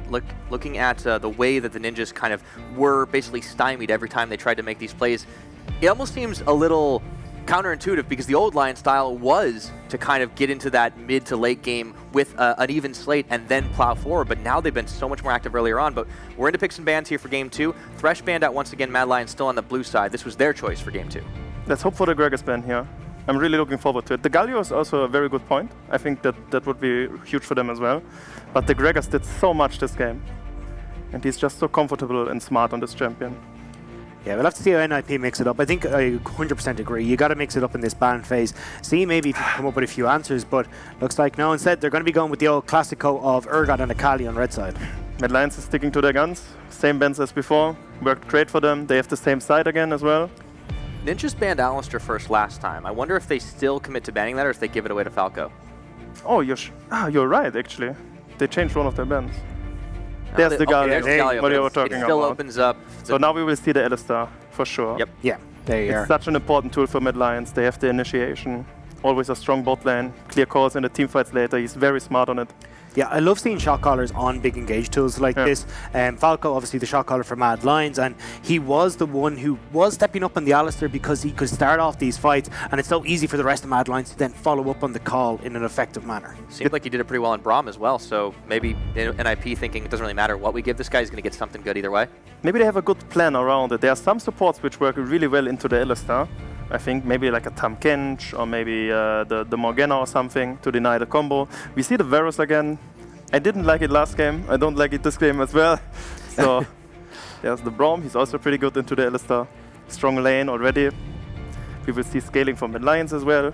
And then I think I'd like to see XD smile on something like Isaiah. I mean, this has worked incredibly well for him. He has good performances on it. A little bit of self-peel as well wouldn't go amiss. But please, sorry, I saw the Nunu. I saw Nunu. Please. We're back on the Gragas yes. here. This was a comfort pick, and I mean, they lock in the Kai'Sa It's the same thing again, yes, of course. And also, already NIP has backed themselves in the same problem here. They have to win bot. They will get outscaled. There are huge engage tools on Mad Lions, a lot of counter gank possibilities. How do you feel about this Graves, though, for Maxi now? This has been a big comfort pick for him. I actually don't mind it. I think it's good. You got a nice little bit of clear. You got good setup in the bot lane as well. If you can get in with the Flash Braum, get that concussive blow stack started up. And it's also something that he's been very good at the counter ganks in, where Selfmade was actually very active on this Gragas. Maybe Maxi's looking to try and dissuade that. He can get in, duel him a little bit, or at least get some vision control down so NIP are able to respond to the pressure Selfmade has. The Graves could really initiate some more reactive style on bot lane, and maybe that works out for them. I don't necessarily love it, but it might work. Yeah, we're looking at the Castan and the Jarvan ban. I mean, Castan the classic against Larson, but definitely looking more towards banning away Whirlup's champions in the top lane and Nemesis as well in the Aatrox. So I like what they're going for, making sure Whirlup, if he wants to go for something in that mid game, could be the Hecarim that we've seen, but not as, you know, this is my zone, get the hell away from it control that a Jarvan offers. Looks like they're trying to deny some of that hard engage. Yeah, there does come in the Poppy ban. So it looks like they're probably still going to go for that big hard engage, trying to take away a champion that can nullify it. There's the Ornn. It's very curious why you wouldn't take out Ornn here. Because if the enemy team already has the Braum and you are banning out tanks on top and are scared of that, why wouldn't you take out the Ornn, which is a huge engage tool? Yeah, I mean, you have a lot of dashes, I think. Yeah, I mean, but even then, I mean, Kai'Sa's short range. I mean, you've got to get through Selfmade as well as trying to go forward. So he's just going to be met face to face with this massive Ram, which is always going to be an issue. That looks like probably will be the Hecarim going up towards Whirlup. It works out well. It's very good. Right. These flank scenarios would work out really well for them, and Whirlup has been a big proponent of that. It's certainly worked well for Whirlup. This is a guy that does love playing champions that can basically get in your face really quickly. Whether or not they can do a ton of damage is a whole other story, but he's certainly had no trouble with that so far in the European Masters. like in mid lane, you have to take a blind pick now. There's a few options. Banning the Kassadin out maybe opens up for Corki. It's one of his comfort picks. But it's the Irelia. Blind Irelia. Yeah. Okay. I mean, you're the mid lane man here. How do you feel about a blind Irelia? I can see you're loving it. Oh, this is the counter pick. Oh, there we go. We've seen this from the grass. Wow, that's really nice. I'm really hyped for this matchup in mid. Yeah, so we've seen this out of Larson before. He ran grass with the Undying Fizz, and that's so he cool. wrecked Irelia the last time around. Damn. I mean, giving Larson a counter pick is always a dangerous precedent to set because we've seen this guy in action so many times. With all the talk of XT Smiley being the one stepping up past group stages, it can be easy to forget that Larson was the guy who got them there. And don't forget, Larson is the guy who tweeted out how when Fizz became a little bit more meta, it was the happiest time of his life. Now he's back on it in the finals of the European Masters. I mean, he's got to be grinning ear to ear. All right, talk to me, gentlemen, about what we're looking to see out of the compositions from both these teams. I mean, you're looking at a good amount of team fight on both sides, but overall, a lot of split push as well. Whirlub can go off into those side lanes alongside the Irelia, as long as he can get those lanes ahead. And we've seen before where Mad Lions are incredibly good at flanking in on these team fights. Whirlub has the speed up as well to get in and try and disrupt this backline. When I'm looking at NIP though, I think they're more going towards that big team fight. Have Larson try and assassinate someone like Kai'Sa on the backline, and then have the rest of the follow-up from the team as well, doing that more consistent damage. All right, we'll have to find out how it all goes down. Will Mad Lions go 2-0 up, or will the Ninjas in Pyjamas fire back? Off to the casters to get into game. Take it away. Thank you very much, Pyra, and what a game it is likely to be. The counter-pick Fizz coming out from Larson. We've seen him play this already this tournament, and he is such a good assassin player. I'm so looking forward to it. That's the thing, you take the grasp of the Undying as well. It's hard for the melee matchups to be as punished by the Irelia. It was really fun last time we saw it, but we did see it take it quite close early on, and we've also seen Nemesis pop off at this Irelia. It was a bold statement. He knew that Larson had counterpicks prepared. I want to see what he could do with it. I mean, bold statement is an understatement. I mean, you blind pick into Larson, who's had this matchup before. I believe he went something like 12-1 on Fizz into this particular matchup. I mean, that's all right, yeah. It's fine. It's not like a 16-1 Kai'Sa or something, is it? You know, it's not as strong as something could be, but still. Larson, the key carry here for NIP, you have to feel. They do still have the Varus for Smiley, and they've got Maxi back on his signature grave, so a lot of options for NIP. Much more comfort, I think, in terms of draft than we saw in Game 1. For me, it feels like the same win condition. You're trying to snowball ahead of Mad Lions before they get their big team fights off. This time your draft fits that a lot better because you have the stronger, punishing jungler and the better mid matchup. I've got a slight counter, though, in the sense that when you get to a teamfight situation, there is actually limited peel for Crown Shot, and if Larson does snowball, even if you get to later style teamfight compositions, you can still have an opportunity for Larson to find a flank and a one-shot that Kai'Sa. But the thing is, they're less reliant on the Kai'Sa with this comp, because True. you could see they have the Irelia and the Hecarim for damage, and as we saw last game, Selfmade does a bit of damage himself. Ping's actually coming out on the tri-bush here, where NIP are going for this invade. They perhaps could have caught the Kai'Sa. They're going to start up the red buff, and the NIP should be able to secure this one for themselves. You can see Doxy was holding the NIP red as well, so NIP should get a 3 buff here if they can. However, Selfmade is pathing up towards the red of NIP. Yeah, I think they realized. Yeah. Once you saw them, they actually were spotted on the ward coming out of the tri-brush, so they knew they had started in their jungle, so that red buff has gone over, and you don't want to fight the Graves early on. Yeah, it just ends up being a buff for buff transfer here, red for red. Selfmade will get himself that second buff of the game, and Maxi clears out the Razor Beaks as well. Just a little bit of an extra hopping on the top of that cake. You leave the single one as well. Yeah. Means that it resets a lot later because Selfmade has to go clear out that last little Razor Beak and then start the timer. Want to put our eyes up towards the top lane as well. Ghost, who was talking about this Hecarim pick for Whirlib in the top lane. He is playing it into the Ornn, which is a great team fighter, usually relatively safe in lane. You get the shield from the Bellows Breath, but what is it that Hecarim is actually bringing to the table? Because we've started to see him come back in popularity, first in NALCS, and then, of course, in Vedius's picks to watch. Nice, absolute shill. nice Black Medic. I'm sure Vedius will be very happy with that. Hey, I live with the guy. Sometimes you got to throw a dog a bone. Absolutely.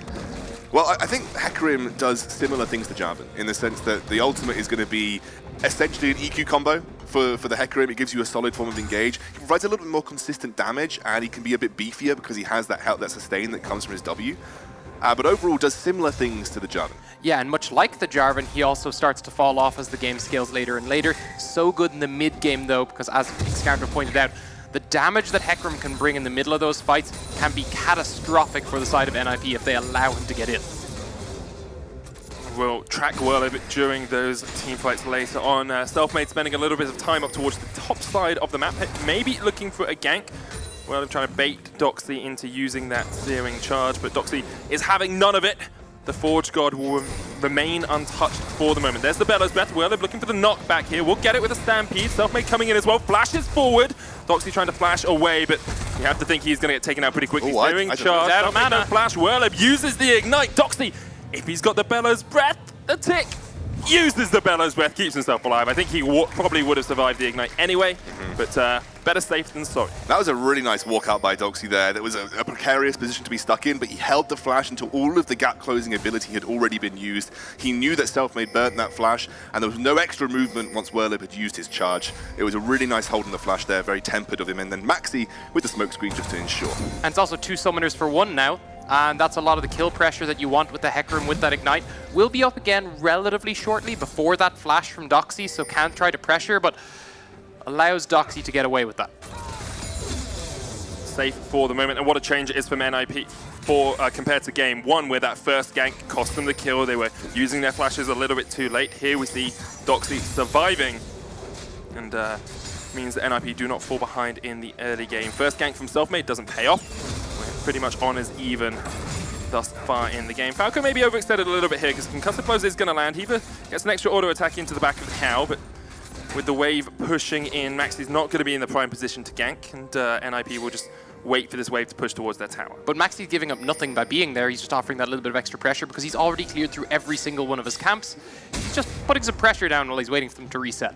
Selfmade heading towards this bottom side of the map, but pings did come through. I think Maxi might have found him on the edge of that control ward there, as he did ping a couple of warning pings.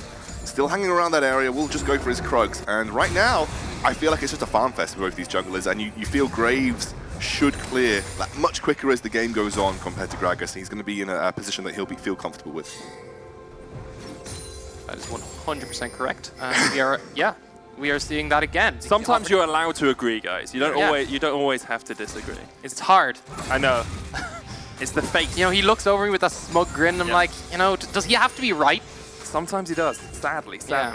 I do want to bring attention back towards the middle lane, because we talked a lot about how Larson likes this counterpick Fizz into the Aurelia, but we didn't actually discuss the matchup that much. A little bit of fighting going down towards the bottom side. Both junglers are here, so maybe I'll hold that matchup discussion just for the moment until Selfmade decides to run away somewhere else. Falco can, of course, just flash Ignite in here onto Smiley. Smiley, there's the flash Ignite, and he's dead. He dies to the Ignite. That is overextension once again from Smiley, you have to feel. But both summoners to try and get away. It happened just previously, though. That was the problem. He tried to force the fight too hard. He tried to bait in the Kai'Sa by stepping forward with Maxi on the sidelines and got punished for it. I'm sorry. When Medic over here could predict it, you know your AD carries messing up. I'm a diamond support main, okay? I know when AD carries screw up. That is all I pay attention to. But that's the point. It should be so predictable.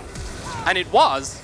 And instead, you just get both people flash forward and instantly go down. He could have flashed that as well. He also wasted his flash afterwards. Do want to give credit to Falco, of course. There, he made the play. You have to call it. You have to say Maxi's probably gone away. Let's go for it. Let's try and get the kill. Yes, I think that was a great engage. But I would also argue that I think Crownshot played it even better because as soon as the Unbreakable went up, he flashed past it to get the Akathian Rain, and that was what impressed me slightly more from that play. It was a really decisive bot lane engage there, and again, the weaknesses are starting to show a little bit for NIP as a 10 CS lead opens up between the two of them. And the strengths from Mad Lions that we expect to see them throughout the tournament, the synergy is there.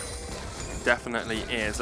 Now that we have a little bit of a pause in the action, I want to come back to that mid lane matchup. Larson has extended about a 12 CS lead in this lane. He's pushed it up, is now with Heaver. But what is it about the Fizz into Aurelia matchup that Larson seems to like so much? Well, Fizz punishes any melee versus melee matchup in almost any scenario because it's so difficult to trade versus the Seastone Trident.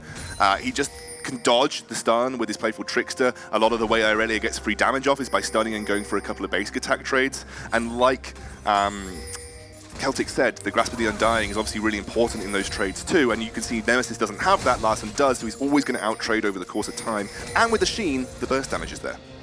think that's it. It's just consistent auto damage that Fizz is able to do. And on top of that, as soon as the kill pressure, he sees it, just throw the chum in the water, start that kill pressure off, and you could dodge over any disengage Aurelia might want to throw out.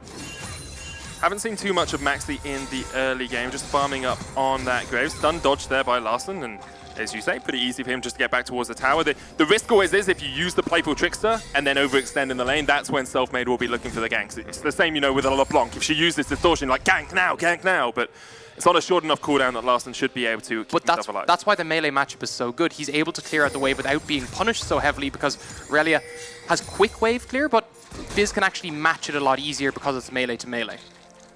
Looks like Mad Lions are trying to get the vision control down towards this bottom side river here. Only one ward in it for NIP. Aurelia and Gragas coming down as well. It's an Ocean Drake. Falco gets the engage. Chain of Corruption does land. There's the knock-up. Crown shot. Just looking for the damage here. Heaver waits. Puts up the Unbreakable. Selfmade coming in. Explosive cast will knock Smiley back, but is it far enough? It just about is. Smiley though stays alive. Nemesis jumps in, gets the Flawless Duet double stun, but here comes Larson. Nemesis caught underneath the tower, trying to get the final shot onto Heaver. It's a double for Maxi. Falco gets chummed down. The waters come down on his face, as does Larson. Final auto attack for the kill and a great counter gank for NIP. And it was the smoke screen that dictated that entirely. They should have had the kill, should have been able to disengage, but they were stuck in the slow with no ability to continue the fight. Medic called out a really important part of the fight. Heaver waited for the Unbreakable for the prime moment to deny the most damage from Kai'Sa, keeping Smiley alive. Let's take a look at the replay here. Again, Smiley was asking to be engaged on. He was a little bit far forward, and obviously you know that Alistair is going to search for that with the roam down from Mad. But look at Heaver. Correct moment. Selfmade doesn't get the best ultimate off, and then that was enough time to allow Maxi to rotate down and great smoke screen. And you can't auto, you can't continue that fight because you were stuck in that smoke screen again, and now it's just a continued fight because Larson was able to follow the pressure down. Nice flash from Heaver, by the way. He procced the concussive blows, flashed immediately after the concussive blows, and that kind of left Nemesis stuck in no man's land. Yeah, and the pathing was just at the edge of that blade surge. Didn't allow Aurelia that way out. Felt almost like deja vu from game one when we saw Mad Lions have that good early gank with the roam down. Here, NIP were expecting it. They get 3 kills in exchange for just 1, and they're now in a very strong spot. Now, we talked about how the Fizz just wants to get to a good position, how Graves wants to get to a good position as well. Maxi picked up both the kills there, has finished that Warrior enchant, and is now just trying to control this jungle. Do you remember Maxi's Graves for NIP during the quarterfinals? I do. Where he absolutely popped off? Yeah. This is a good platform for that. It's a very good platform for that. A little bit worried for XD Smiley. He's about 12 CS down in that bottom lane. And once again, we see Mad Lions going for the rotational play here. They're moving Crownshot and Falco up towards the top side. Doxy is already backing away. He's waiting till 15 minutes so he can keep that, you know, nice and low differential and then come back, resurge with the rest of his team, giving all that gold over to Maxi and Larson. But you have people to pick up the slack this time round. You have Larson on a very snowbally assassin in the mid lane. You have Maxi playing a carry from the jungle that he's comfortable on. This is better because it takes some of the pressure off Smiley's shoulders. On the other side, you have the exact same thing for Mad Lions. They have that carry pressure, and that's what I want to see come out for them, especially as these kind of, you can see the skirmishes that are almost team fights coming out at this stage of the game.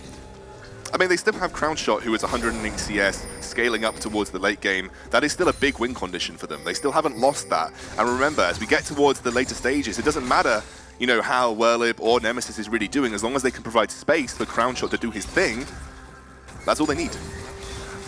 And they have the ability to do that. Looking at Onslaught of Shadows with the Fear, Explosive Cast for the Disengage, Flawless Duet, Vanguard's Edge. Those are both great, debilitating abilities in a team fight. I do want to just quickly highlight as well NIP's transformation from game one. Game one, we saw them die to those early ganks down towards the bottom lane. We saw them lose out on the push in the top lane because they didn't anticipate the lane swap. Here, they've been reading Mad Lions a lot better. They've adapted, and we always talk about adaptation in a best-of series. Seeing it this early from NIP is a really good sign for fans of that team. And I like as well the fact that they have that ability to change their draft up so heavily too. And that's something that we talked about with NIP. They never have one particular playstyle that they play towards. They have the ability to change things up in the middle of a series and say, this didn't work for us, let's change things around. And you know, I talked to Larson in the break, he said, you know, we didn't feel comfortable with our win conditions in that first game. I think this time round we're going to go in and be a bit more active in what we want in the draft, and it looked like it's worked better for them. Yeah, and we talked about this at the start of the game, was that the draft looks a lot better to the exact same win conditions. You want to snowball this, and you now have the early game to allow that. Mad Lions, though, if they can get a good mid-game team fight, if they can force and engage, and we talked about the importance of being the proactive team, the one deciding when these engages happen, it could be another turnaround. So we talked a lot about how NIP are doing better. They are still slightly behind in gold. Yeah, it's pretty much even. I wanted just to notice that. It's pretty much even in terms of gold. There's actually a 700 gold lead for Crownshot over XD Smiley in that lane. A slight advantage, 400 gold for Larson as well, but if we do look at the items, we are starting to see those first items completed. Lichbane on the Fizz, Blade of the Ruin King on the Varus, and no first item yet on that Mad Lion mid laner or on their AD carry. That was an ultimate. That was an ultimate, and that's not a good position for Larson to be in. The teleport's coming through. They think that's a good opportunity for the engage. Smiley caught out on the top side of the fight once again, trying to rotate down. Heaver pops the Glacial Fissure. The Vanguard's Edge comes out. He's disarmed, and he is destroyed. Mad Lions get 2, and as soon as we praise NIP, Mad Lions fight back. And we talked about this. Whoever's the one engaging, who is ever able to choose what speed this game is going at, they're the ones who are in control. Mad Lions find the engage, as Larson was attempting to make a play in the mid lane and didn't quite get it off as well.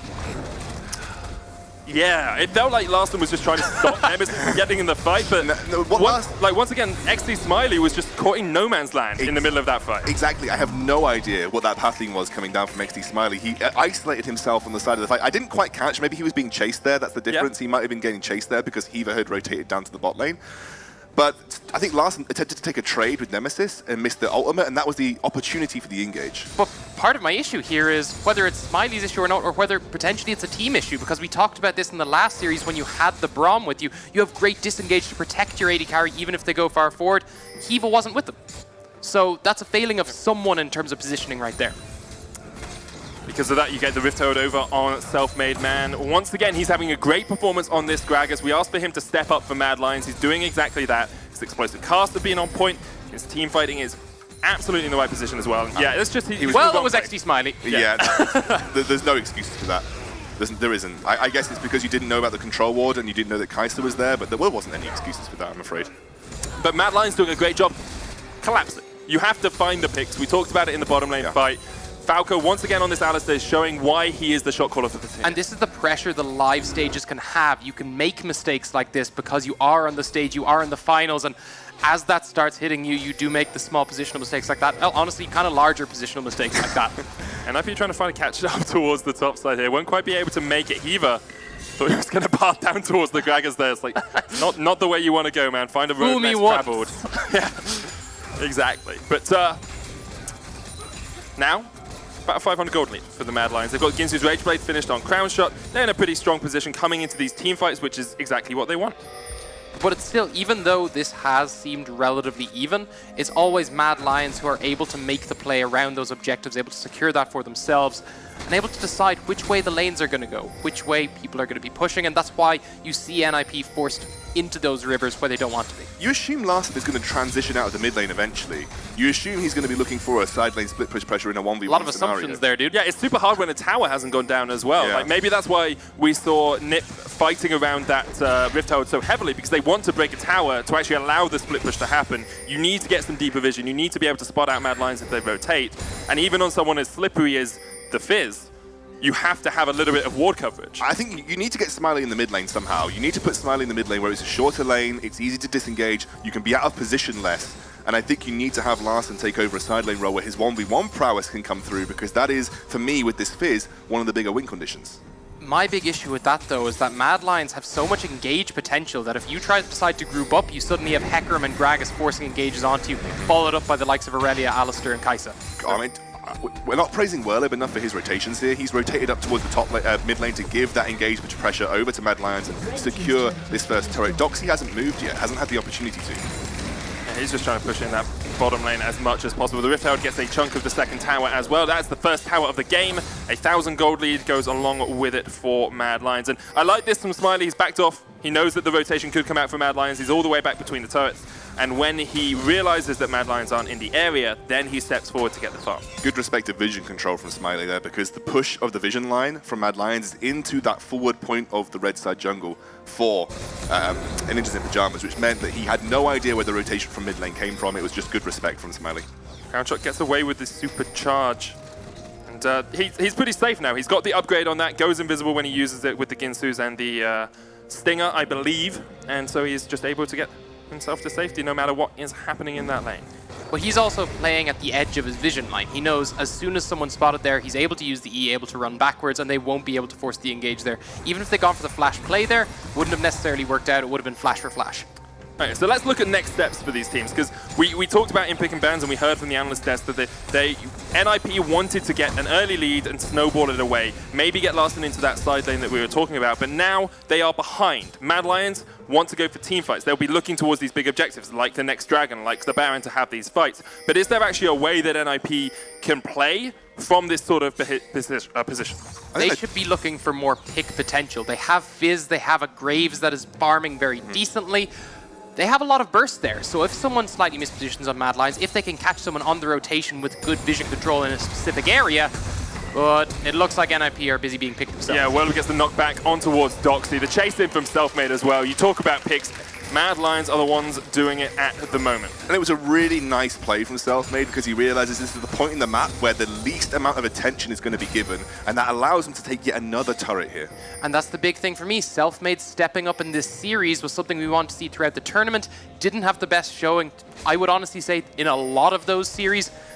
When it counts, in the final, he's showing up. Pretty sure he didn't die in game one, has yet to die in this game as well. Gets them the tower down towards that bottom side because Doxy is not there to answer the pressure. Nemesis perhaps caught out here by the Chum the Waters. Flawless duet used, Defiant Dance as well. Larson jumps in with the Ignite, Vanguard's Edge. Falco with the follow-up, the Killer Instinct! And Mad Lions say, find whatever pick you can, because we'll pick you up if you go for an engage. They get one, Crown Shot on the chase as well. Heaver healed up by XD. Smiley Selfmade can't quite connect with the body slam, and Mad Lions will settle for one.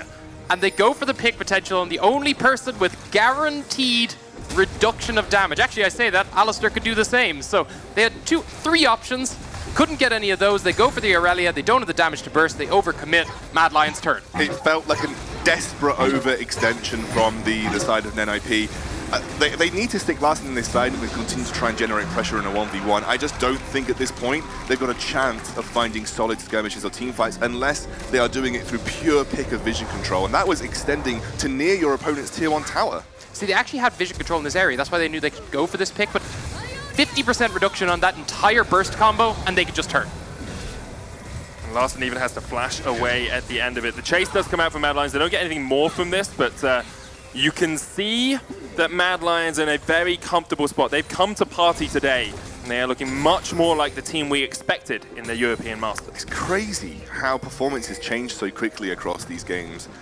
NIP looked like the dominant team coming into this. They had battered away people like Gamers Origin, but Mad Lions make them look like the play-in teams. And NIP obviously did come all the way from the play-ins, but Mad Lions are making them look so Whirlip has ult as well. Yeah, Selfmade with a great engage here. Whirlip coming in with the teleport. They get one. The Chain of Corruption used from XD Smiley to try and disengage the fight. Falco's just chasing Maxi and Larson off towards the side. The Chum the Waters only connects onto the Gragas, and it's not going to be enough damage. Doxy may be looking for a counter-engage, but you have to remember Nemesis still sitting in the wings, and did they think they could burst Selfmade there?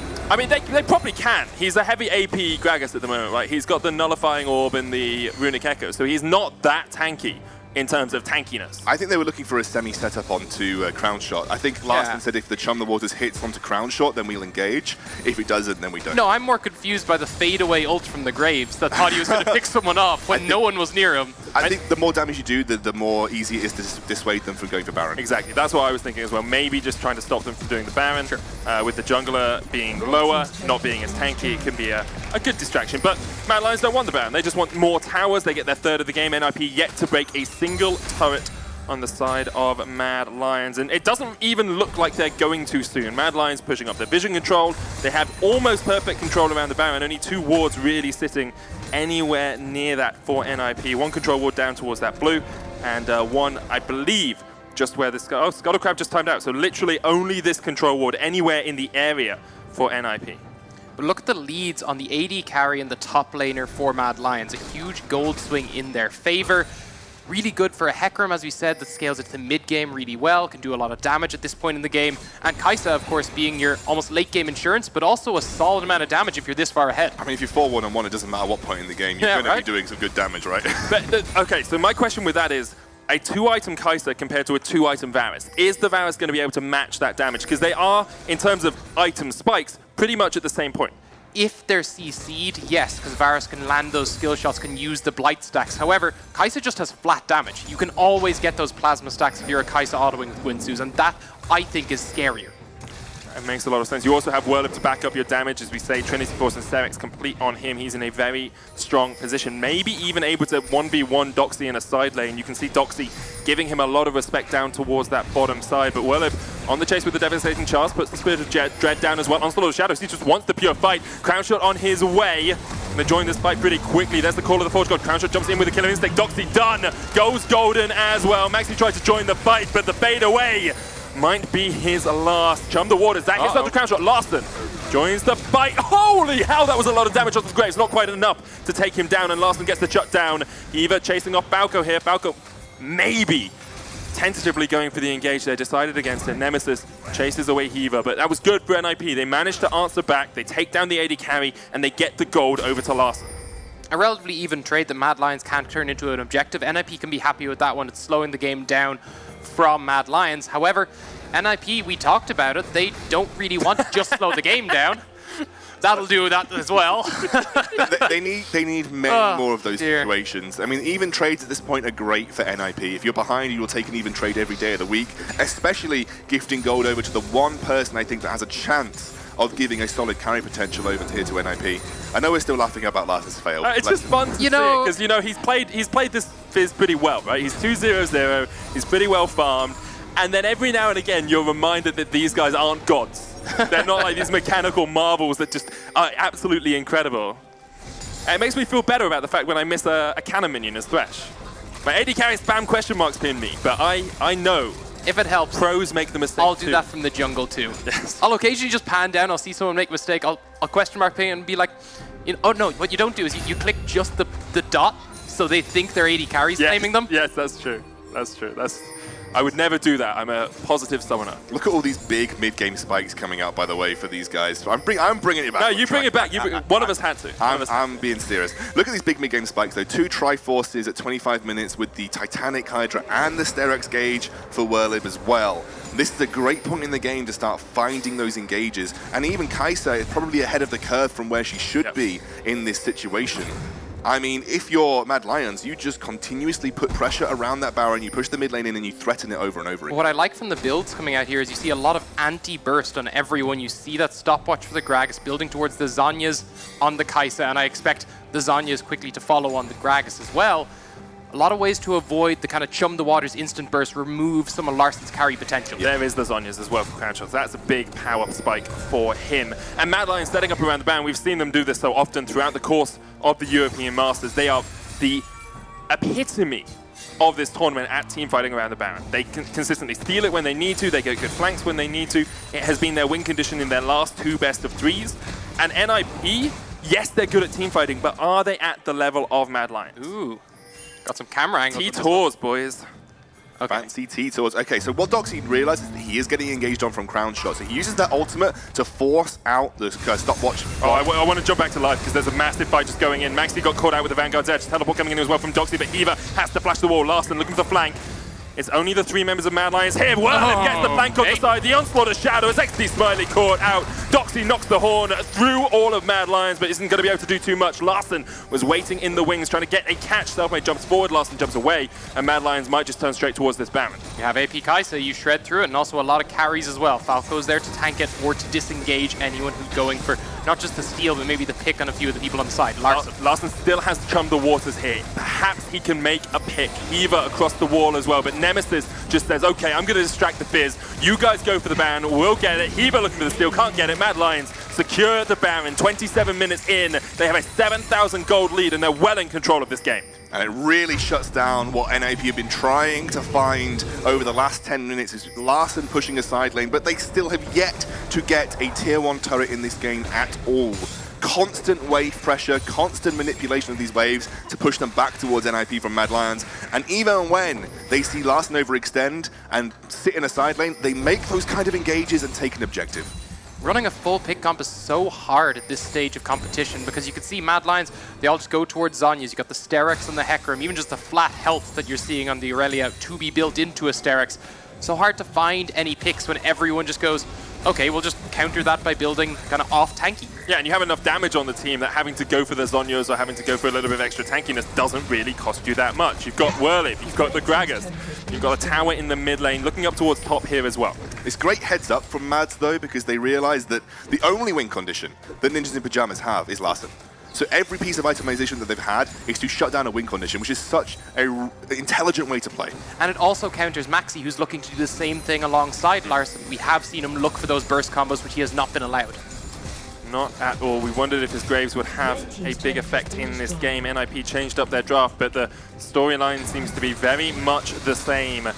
A lot of it off the back of good engages from Falco, good engages from Selfmade. Basically, we said it in game 1, every member of Mad Lions is stepping up. They're all playing out of their skins in this best of 5, looking to go one game away from calling themselves the European Masters. They were denied it last time by Origin.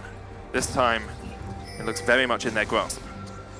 So difficult in this situation for NIP. They really lack good long-range wave clear. They have to commit a lot, and it's a really easy place for Whirlip or Falco to find an engage. And you can see Crown Shot on Whirlip just hovering on the side of these Baron waves, looking for an opportunity as they split the NIP roster apart. NIP just want to save one of these inhibitors. If they can save top of this Baron buff, maybe they can hold on to the game. Call of the Forge got knocked away.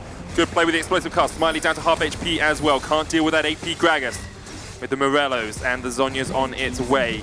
Mad Lions can't even defend this top lane inhibitor. Doxy running away because Whirlip has the flank on here. The Onslaught of Shadows jumping straight onto the backline. Chain of Corruption locks him up, but he can just run away. Doxy has blanked Mad Lions, but he seems to be the one falling down. XD Smiley just about getting the damage out, but Selfmade is still alive. A flawless duet and a flawless fight from Mad Lions. They take down 4, and NIP can do nothing about it. Beautifully done from Mad Lions. Once more, they had Ninjas in Pyjamas on the back foot at the end there. They had to force a fight with the Ornn. They weren't able to. Mad Lions are then able to engage themselves. Incredible stuff from Mad Lions. They are one game away from the title. What a resurgence from our Spanish champions. The first seed coming from the LVP Superliga Orange.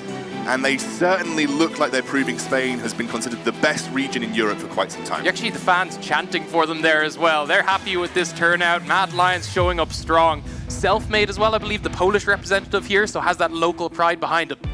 Exactly. Incredible stuff from Mad Lions. NIP tried to change up the script, but they just weren't able to. Mad Lions did exactly what they needed to in that game, and it's just an impeccable performance from them. Like, it's very much what we expected from the start. They didn't show up that well in groups. They got beaten in 17 minutes by Panathinaikos.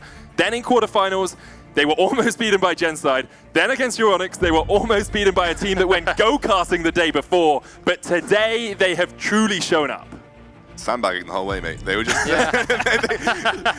they were playing the long con. Yeah. They are hustlers. They are the prime hustlers of the European Masters. Make everyone think that they're bad or are not as good as they are. And they get to the finals. they get to the finals and they show what they really do. They definitely do. Well, we're going to throw it over to some other people I hope have been playing the long con. Pyrotechnics on the analyst desk. Take it away. I don't know what that means. All right, thank you, Medic. But sandbagging Lions, what do you guys think about that one? They're kind of showing it. I mean, these guys have stepped up monumentally. Every single time, like, no, this is where Mad Lions get beaten. This is where Mad Lions get beaten. And we get to the finals and they pull out this. I mean, 30-minute where was this fighting? Like, they're on match point at this point. No way, like, yeah, it seems like... I'm normally trying to be very polite, but the drafts from NIP and the style they played, they tried it once, it was terrible. They tried it again, it's terrible again. Maybe in the next game we see something different. No, it won't be terrible the third time. That's how it works. Okay. I believe what you just did was analysis, by the way, No Way. Let's take a look at how this game went down. Yeah, I mean, it's exactly what we saw the last time.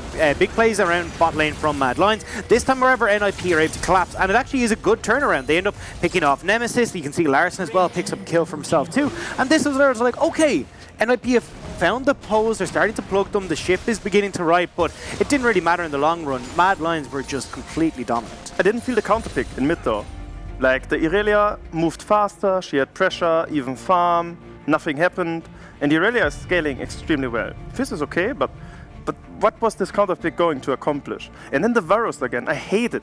Like you have this hard engage comp with Alistar, Hecarim, Gragas, all this stuff, and they just pick it anyways, and it feels very lackluster. Smiley spent more time dead than alive from what I can tell. He just turns into a ping pong ball. We saw it in the first game where he goes one direction. This time he was sent the other one. What is he doing still here? picked. I know, like it's weird play coming through from the bottom lane of NIP, and Hiva as well is getting picked off, but even in the last game, when he was on Shen, it was Hiva who went a little bit too far forward in the early game, which sacrificed pretty much the whole bottom lane for NIP.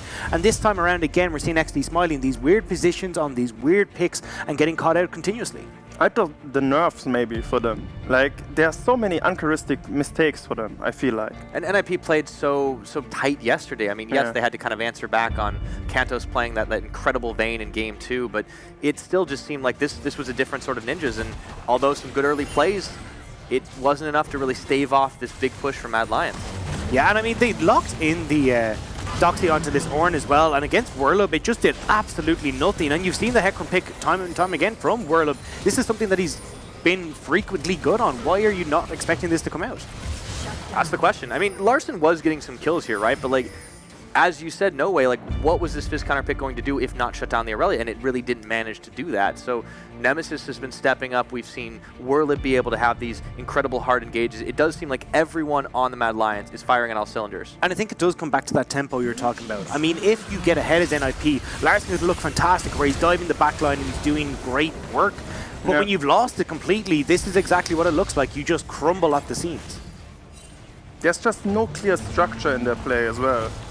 Like it feels like everything is falling apart for them now, and I like them to take a really different approach for the last game.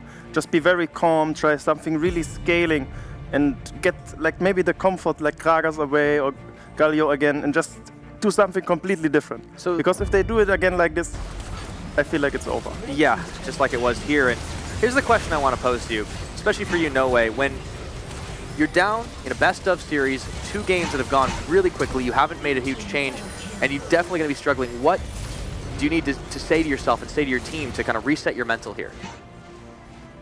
I mean, the beautiful thing, if you're playing against Mad Lions, is that you have nothing to lose because they are the clear favorite. They have so many resources. Everyone thinks they're gonna crush this tournament, and you can just like if you're down, just stand up, try something new, try to be calm, and you can maybe get the ball rolling again. Find your groove. I think what you really need is a Jarvan jungle, a Xerath bot lane, a Corki mid, and what were the other 2 picks you had yesterday? I think this is it though. Go for that late game scaling. Carry, yeah, exactly. But if they lose the 3rd game as well, then the real final was yesterday, guys. Yeah. So just putting it out there. On that bombshell, we're going to go ahead and take a quick break. We'll be back in 3.5. It is match point. We'll also have another special guest on the desk, so do not go anywhere. You won't want to miss it. I'm gonna wait. What's on? Ready.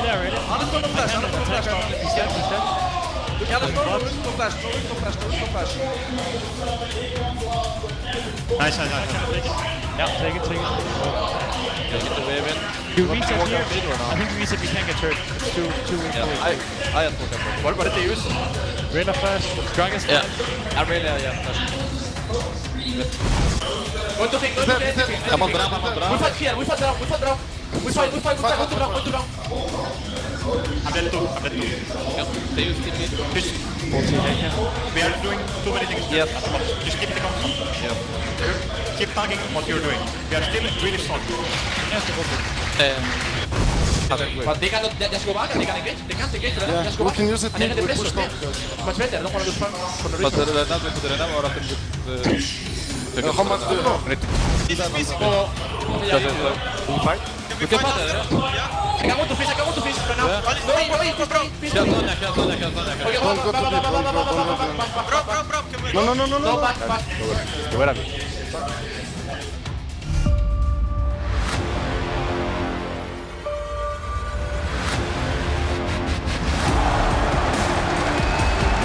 My God, that is absolutely stunning! They are the champions!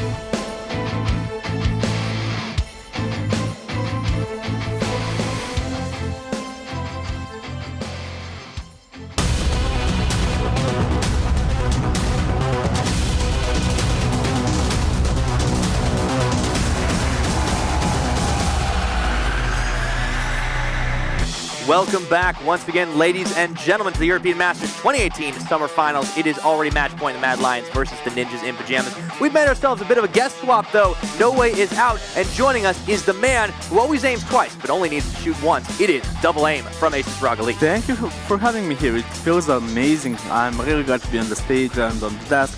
Can't wait for the third game. I think that Mad Lions is far ahead in this series. They got this, but I think that NiP can maybe get back. How would they do that? I want to pick your brain here. What's What is it going to take for NIP to start getting this game back on track? I mean, for the starter, they decided to take a blue side at the moment, so it's a really nice way to change something, to try something new. We saw that last game they tried Fizz. It was a good approach. We saw it in the first game. Okay, Mad Lions is a better team. Let's try Fizz. Now they try a blue side, and I think that they're going to be trying to draft more around that stronger bot lane. Fair enough. I think so. Rob? Yeah, I agree 100%. I mean, I think you've got to get some sort of strength on this bottom side. NIP consistently have shown throughout this series that if they want to be exploited, it's going to be through Hiva and XD Smiley, whether it's over-aggression from the NIP bot lane or just the rest of Mad Lions coming down to have a party down there. I mean, the Varus positioning has certainly not helped out XD Smiley a lot in this series so far, and I was looking at him as one of those solid team fighters. I know No Way really didn't like this Varus pick. What else would you guys like to see him take? I think he needs to try something new. Maybe Kai'Sa taking away from Mad Lions would be a nice choice, and it helps him have some kind of utility to actually move around, because we see that Mad Lions are drafting that big of an engage, and we are already in the pick and run. Yeah, I 100% agree. I think either the Kai'Sa or the Xayah would be perfect for them. Yeah, for sure. I mean, Varus is just getting smacked. I mean, he's getting engaged from the Jarvan, from everybody from the team, and actually if you don't have some kind of utility, you cannot survive. That's the trouble right now. Looks like for Mad Lions, banning out that Alistar, following on the Thresh though as well, keeping some of those champions out of Hiva's hands. And we do see the Gragas banned away from Selfmade. So this should be a nice adaptation from them, because Selfmade on this Gragas, on this AP Gragas, has been deleting people. Yeah, he just looks so comfortable, and it's just been impacting like far and wide across Summoner's Rift. I'm glad that they're finally getting him off this, but I do want to see now, what do Mad Lions pick up? I mean, do you still have, I mean, what you were provisioned on as well, the Aatrox is such a big pick for Selfmade as well. They could end up just locking that in on this first rotation. It's not just for Selfmade, it's a flex. So they can put it on Verben, and he is having a really nice performance for the whole tournament. Ooh, Urgot got left up. That's a nice pick for Doxy. For sure, that's going to be making him pretty much having the really strong lane on the top lane. And I really like the approach from the NIP. They needed to ban that Gragas, they ban Galio, they ban Kai'Sa. That's a good approach. All right, so what does this give over to Mad Lions? What are they going to go for here? The Braum has obviously been up and available. Do you think this is first pickable? Yeah, Braum definitely, maybe Aatrox as a flex. Yeah, and I 100% agree. What confuses me though is that Sion, well, not confuses me, the fact that they banned that Sion away says to me that they have something planned. I mean, you're leaving up the Urgot. You're more scared of Doxy's Sion than you are of the Urgot. So I want to see what they have as a plan up in the top lane here. Little flash for No Way and Baroki a little bit on that one for Selfmade. But let's see what they take at the second tick down. Aranea making the most of it. It looks like the Varus is actually picked up for Crown Shot this time. Yeah, this is a good choice, I guess. Getting those strong bot lanes, Varus Braum is a really strong bot, so I guess they showed during the series that they are a better bot lane, that they are playing much better, and they want to take this to the next level and having Varus on their side and try to snowball completely to the bot lane. All right, NIP looking at some jungle choices right here. It's been obviously a long hover, but with the Akali up and available last second, it will be locked in for Larson. Now he's played 3 Akali games already here, or it's been pretty much banned away. What do you think of getting those 2 power picks? I think it's absolutely fantastic. I mean, Urgot is great in the top lane. You've now got an extra execution alongside the Akali, and Larson has shown over and over that he can be so strong on this pick, diving in the middle lane to pick up solo kills. The only thing is he sometimes can be a little over aggressive, and if Mad Lions are able to pounce on that opportunity, it can work entirely in their favor. The big question is what they're gonna pick into Akali. We know that there is multiple picks, maybe Corki, maybe Vladimir, maybe Kassadin even, but the question is how they want to approach the game. I guess Corki would be a good choice actually, because he's pretty safe against Akali. Or you can just take Poppy. Poppy denial, okay. Do you think this should be the Warlord pick, yeah? Yeah, I think for sure. I mean, Poppy is one of the tanks that's actually good into Urgot. She can survive, she can lane pretty well. It's good against Shen, it's good against Akali. So I guess getting that Poppy is a really nice choice, especially because you have enough picks on the mid lane to play into Akali. All right, so Mad Lions doing well to adapt to the NIP picks. We're into ban phase 2. There's Tristana taken off the board. Remember, XD Smiley has yet to lock in his bottom lane.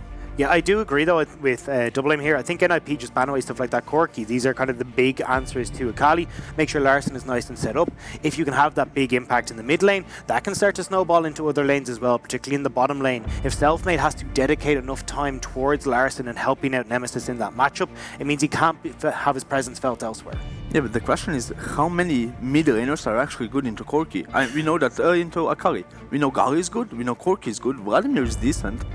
So if they ban both Corki and Vladimir, there's definitely a big choice, and we will need to know what Nemesis is gonna pick into that Akali. And Nemesis at times is seen to struggle on occasion. We'll see if maybe this is going to be one of those. NIP certainly could use a little bit of that to kind of get back into this game. We'll see as the final bans are played out. There's Lissandra ban away. That's one of those classic counter picks that we've been seeing and talking about. Of course, it's all been 80 carry bans on the Mad Lions side. Yeah, I mean, that's what you're going to be looking at. It's going to be a case of with Tristana and Zaya gone. I mean, Kai'Sa's gone as well, so you're way down on that tier list. We have to see what they do decide to go for, because pretty much all the ADCs that we've seen throughout this term are gone, unless, I mean, you pull out the Vayne, but I feel like this isn't the time or the place to do it. All right, the Kassadin's locked in up against Larson here. What do you think of that? I think Kassadin is actually really good into Akali once you get some levels, level 11, level 16. But the approach that Akali can take is that she can go for AD build. That's something that my mid laner likes to do. He's always going AD against Kassadin, and it actually gives that scaling pretty good. I mean, it's not that much better than AP, but against Kassadin it's pretty good, and we see Kalista locked in for XD. This was the XD Smiley specialty we highlighted at the beginning of today, that it was one of those unique and interesting picks that came out. And imagine how much it's going to hurt smacking somebody with the Fate's Call Shen. Definitely, but the question is, what is Kalista going to do if Poppy gets on top of her? Yeah, that was my big question as well. I mean, even if you're looking at a laning phase, Shen and Kalista is okay, but it doesn't really offer a lot of safety against the Varus and the Braum. I mean, if you lock up that short lane Kalista, okay. Hold on, we got ourselves a Nocturne once again. For me, honestly, it makes no sense. Yeah, I don't see a dive buddy here. I mean, Nocturne, you kind of want someone that can help out if you're going to be going towards that back line. And yeah, you got the Shen there, but I think overall, you're still kind of left on your lonesome. Like, Doxy is not going to be able to get in there and help. You're not going to have... Maybe you have Larson there as your backup, but I feel like when you're looking at, Nemesis on this Kassadin, you're not really going to be able to take him down. Your only real option is the Varus, and that's going to be protected by Falco. Yeah, exactly. I mean, that's a good point here. You look at the NIP lineup and you're like, man, there's a lot of damage dealers on this side, but it does seem like they have some dive, but who can they dive? Yes, it's maybe the Varus, maybe the Kassadin pre-6, and there is a lot of protection here. So we have a Skarner lock, and this is what Selfmade's been denied. How do you feel about the Mad Lions comp overall then? I think that Mad Lions has much better team comp here. I think Poppy into Rugut is decent matchup. We know that Skarner actually is pretty good against Akali. It's good against Kalista as well. He can pick up anybody of them, and he's actually having really big patting power. I mean, he's farming pretty fast. So it's similar to Nocturne, so he won't be fall down in the early game. I guess that only part for the NIP if they can snowball this. Yeah, and that is what they haven't been able to do, and I feel very worried for NIP when you're going up against the composition that's been drafted from Mad Lions, where you've got a Poppy with a steadfast presence. So many of your champions want to try and get through that, it's not possible. Well, let me try to play devil's advocate of at least one, because I remember a Mad Lions game that ended in 17.5 minutes. Do you believe, Ghost Who Dreams, that NIP can make it happen? Look, Panathinaikos are clearly the only team that can take the Mad Lions in 17 minutes. I don't know, it is very hard to call. NIP are going to have to pull out something special here in the early game, and I haven't seen them do it so far. All right, real quick prediction then, Double Aim? I would really like NIP to win at least one game, but I think Mad Lions got this, and all it's right. Be clean 3-0. We got 2 for Mad Lions and a 3-0 for the Mad Lions. Let's see if they're going to be able to take it. Casters, take it away.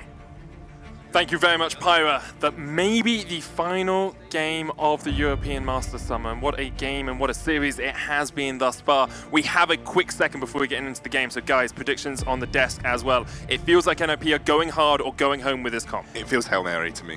It's very Hail Mary. I think this is going to be a 3-0. Yeah, I'm going to bet in the going home side of that. I mean, they will go home eventually anyway. Even if they win this without game. No. If you lose, you're stuck here forever. Oh, is that the rule? That was part of the competition. Okay, I didn't realize that. Let's jump onto the Summoner's Rift. Perhaps the final game of the day and of the EU Masters for the year. NIP trying to prove that wrong, though. They have gone for this aggressive composition. Urgot, Akali, Shen, Kalista, Nocturne. So much damage on that team. And normally I favor early aggression, but it's more when you fail on it twice in a series, committing to it a third time, harder again. I don't know, I'm not super sold on it, but this time you do have the Urgot Akali, 2 very powerful picks in that stage of the game. The thing about it is right, they say insanity is doing the same thing over and over again, expecting different results, right? Now, if you're insane, how is the other team going to predict how you play?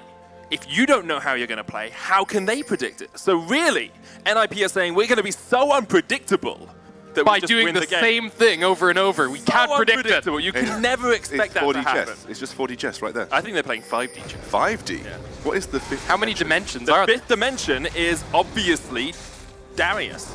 Yeah. What? What? Trying to think of something that started with D, and all of the rest of the words that came into my head were pretty rude. So I decided on Darius. How many words beginning with D do you know that? I used to be a doctor at Scandal. Let's jump on into the action, though. So did I! You did. Let's jump on into the action, though. I want to talk a little bit about some of the matchups. We heard Double Aim talking about the fact that Akali could go AD into the Kassadin here. Is that something we really expect, or do we expect it to be more AP, Akali, more of that? I mean, you'll still likely see the Gunblade at the start, and then we'll lean maybe towards the Titanic Hydra we've seen in the past, something of a bruiser Akali. It also allows you to dive into the backline a little bit easier alongside your Nocturne. Again, we talked about how this comp is designed to dive, designed to throw himself into the backline. You want as much damage there, but also some survivability once you do go there. I feel like if you're going AD Akali, you have to win this and snowball this, because the problem is that you're then an entire AD composition. Everything's AD. Urgot, Nocturne, Akali, Kalista, all of them. So it's one of those, you have to win mid-game, and you have to win hard, otherwise you're going to struggle. Nemesis is already getting forced out with that 5-point strike from Larson. Has gone for the door and shield to keep himself a little bit safer in the lane. Some of Akali's best matchups, all of Akali's best matchups are just melee into melee. She's so good at punishing that because you're in the 5-point strikes range. You are getting constantly harassed while Akali heals up off it. She's a bit like Fizz, she just punishes melee versus melee matchups, and Kassadin is a very weak melee mid-lane mage, which is why he can be punished so heavily by it. And I expect Larson, who has pretty much been the dominant mid laner in terms of a single lane versus lane matchup, to continue that trend in another favourable matchup for himself. We'll keep our eyes on him as he tries to scale up. Maxi's gone all the way up towards these top Krugs. He'll be taking them for the moment. Bot lane seems to be pushing in favour of the Varus and the Braum as well. Kind of expected Varus tends to just win lane in whatever matchup he's in, but seeing the Kalista once again from Ninjas in Pyjamas, they played it against Outplayed, and after that we talked to Hiva and he said, we'd never scrimmed it before, we'd literally only played it for the first time on stage. We talked about how much of a Hail Mary it is, but do you feel that Kalista actually works as part of the composition as a whole? I think it allows them to go for further dives, but it also allows that little bit of safeties for Hiva to go for more aggressive plays and not be punished. You can just drag him back with that ultimate. It offers skill potential. Like, it offers really big execute potential on lots of individual carries. When you play a dive composition like this, where you have the Nocturne and the Akali ideally seeking the same target, if you have something like the Ren from Kalista, that's going to give you great single target execute potential. And if you take out maybe Nemesis or Crown Shot, that halves the threats from Mad Lions in one fell swoop. I think that's what I'm looking at here. I want to see how they can scale this up, how they can snowball this, because previously we actually saw NFE have something of an okay early game in Game 2, but Mad Lions were able to match it every step of the way, specifically in the bot lane. So I want to see, you know, you go for this Kalista, something that isn't picked very much anymore. Is this XD Smiley's time to shine? Because he has had very, honestly, poor positioning. It has to be the bot lane focus, I think, for Nocturne post 6 for Maxi. You've got so much kill pressure there. You relieve the pressure of the Varus pushing in that lane. That, for me, has to be the ideal place for you to exert your jungle pressure as you scale up. Yeah, and I also think trying to jump a Kassadin is always so difficult as well once you hit that level 6 mark on the Kassadin anyway. So I'm looking now towards the bot lane, or you could try maybe get your first kill up at the top lane, and Poppy that will have a little bit of trouble disengaging that alongside the Urgot damage to clean her out. Self-made waiting. Yeah, he's on the Skarner, has been banned out for the entirety of the rest of the series. Larson jumping away with the Shuriken flip will get a little bit of a fracture to the back, but he'll be fine underneath that tower. You have to remember, like, Akali's so hard to gank because of the Twilight Shroud, right? As soon as you get anywhere near her, she's like, okay, cool, I'm gonna go obscure for the next 3 or 4 seconds, and you're not gonna be able to do too much about it. Maxi trying to farm up to level 6, not yet there. Has got his Razor Beaks down towards this bottom side. I don't think he'll hit level 6 off those though. Needs perhaps another camp to top him off. Yeah, Maxi just doing the classic Nocturne thing of, I'm going to try rush level 6, and that's when I'm going to start pressuring, avoiding the enemy jungler entirely. Went for the 1 invade at the start, but really it was just to consistently find himself more and more farm. Red buff coming up soon, in the next minute or so, so that will be up, and that will be a good way to pass down towards the bot lane immediately with your ultimate. Larson's struggling a little bit in the mid lane, as you can see, in terms of health values, because he hasn't got teleport, and Nemesis was able to go back, pick up a Ruby Crystal, gives him a bit of tankability, refresh those potions, so Larson just on the back end of not being able to react as easily. You can see Selfmade is reading exactly what we thought NIP would do with having the Nocturne down towards the bottom side. He's looking for the counter gank here, knowing that Nocturne's almost at the level 6. What has happened, though, is Maxi said, okay, you're thinking I'm going to gank bot, I'm going to go to your Krugs, maybe even look to steal away the red here as well. Maxi has walked across a ward here, hits level 6, and maybe now we'll look down towards that bottom lane. Red buff and bot. I think you wait for the bot lane timings to come back from Mad Lions as well. I imagine he'll try and sync up with Smiley and Heaver heading back towards that lane. And it seems like a good first gank opportunity for Ninja Jumps. You have the disengage potential, though, of Braum, so you have to be very careful when you make this play that you make it correctly, that honestly I think Heaver's the one engaging with Maxi quickly following. It's not a great mid lane gank either, because Nemesis now post 6 has another escape potential, and if you use that Riftwalk at the right time, you can escape the Fear Tether, and so it really just spells out that this bot lane is the ideal place to go. For Mad Lions, all they want to do is keep this game scaling up. You've got a Kassadin, you've got a Varus, both very good in the mid and late game in those team fights. If you can avoid dying to one of these first couple of ganks, you're in a superb position to take it all the way and take the title after this game. And look at the setup, what we're expecting. Nocturne getting himself into ult range, hovering behind that tower. Eva's now going to start angling for an engage in the bot lane. It looks like Crownshot and Falco just going up towards the Tribush here. Not got any vision down in it. They have a control ward back in the river, but Maxi on the Nocturne can gank from so far away. Maybe waiting for the level 6 on Smiley for that Fate's Call, a little bit extra follow-up for Heaver, or even the engage tool for them.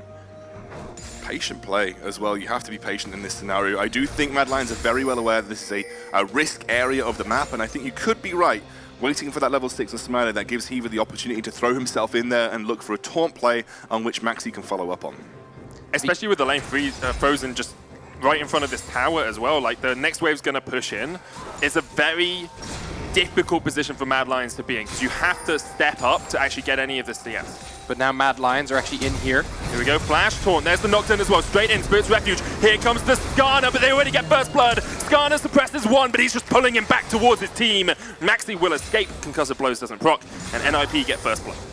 They need to play that further back just until Selfmade had made it in there. You would have been able to turn onto the Nocturne. As it was, post Crownshot's flash, that was only when Selfmade was in the area, and with the spell shield in the way, wasn't able to save it. It's needed what they needed to do now. Does that start the ball rolling quickly enough? You have to continuously look on cooldown with that ultimate to try and impact a lane. The bot lane is likely going to be that primary target. See, Selfmade only just now getting there with the Predator, and you're able to flash forward and kill Crownshot before that ultimate comes down. And unfortunately, Falco not in the best position with his Unbreakable there. You were able to get a couple more stacks on, and the execute, like I said, came through from Smiley. That gave them the man advantage, and there was no way for Mad to trade back in that scenario. Selfmade just clearing out a little bit of vision towards that mid lane now after failing to counter gank that bottom lane. You can see the Hextech Gunblade on its way for Larson. He has the Revolver and the Sorcerer's Shoes. An ever so slight lead for him in that mid lane as well, but nothing too monumental, nothing to write home about. Across the board, about 1,000 gold lead for NIP, but they'll want to extend that as far as possible in this early game. A little bit of a lead in the bottom lane, 200 gold or so, 300 in the jungle role as well, and a couple of hundred in the mid, so it's about 1k spread fairly evenly. Yeah. Been quiet in the top side of the map though, like we said, Doxy just shoving in Whirlib, and now Whirlib picking up the remnants of a Sunfire cape. He's going to be looking to just try and shove back in. I mean, it's not going to be a volatile lane for any stretch of the imagination. And the big thing for me is later on, Poppy will be really good at helping disengage some of the NIP carries. Look at Crownshot and Falco have gone up towards the top lane once again. Mad Lions doing what they've done in every single game. They say, okay, we know the Nocturne can dive us down towards that bottom lane. We give up the speed of the push down there, so we're going to give up the lane entirely, allow the Kalista and the Shen to push onto our tower. They won't take it that quickly. Maybe we can get first tower up towards the top side. Whirlib can clear this as well. That will probably secure it for them, but not having the easiest time yet. A lot of damage coming down from Smiley. This will be close. The good thing for Whirlib and for Mad Lions is Kalista is not the best turret taker in the world. She's not a Tristana, she's not a Jinx, and they are now pushing up towards this top lane. But even with Selfmade here, Doxy very safe with the Purge, that extra shielding, and Maxi there in case the dive comes out. You have to remember 90% AD pretty much on all those autos, and that's nice. Clear out the wave real quick with the Keeper's Verdict, give them enough time to get that first tower, but as I said, it's going to come close once more. See the rotational play from Larson as well up towards that mid lane, just moving across the taunt, lands onto Whirlib. They know he hasn't got the ultimate. Renstack's building up, Heaver locked into the wall, but the Fate's Call brings him back. Whirlib doesn't die to the Rend, and Smiley couldn't tank it any longer. Still has the heal if they want to look for a little bit more of a dive, but you have to look up towards that top lane. Doxy still very much alive next to that tower. Maxi on his way, and I believe NIP should get first tower blood here because Akali's on her way down.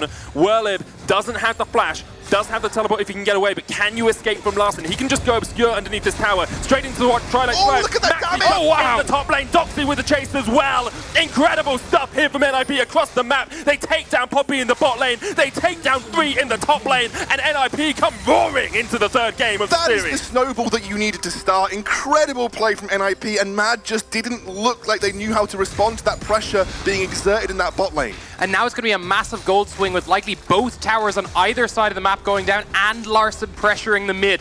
Massive gold swing. You have a lot of kill potential with this now. Mad Lions are going to struggle to slow this one down. We said it was a Hail Mary. They're certainly throwing their cards up in the air because it is working so far.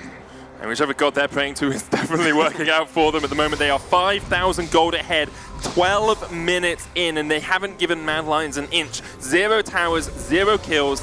Such a strong position to be in. NIP played this early game very well. We now need to see that transition. We need to see them go for Rift Herald, go for mid, go for the Ocean, get those objectives, and break open more of the map. You get the Rift Herald, and then you go to the mid lane, and that's when you push up your vision line. But let's have another look at this play real quick. Larson, it's a pretty easy time just securing him here, but it was the other side of the map that I was looking at because it was just an instant burst between Maxi and Doxy that destroyed this 3-man.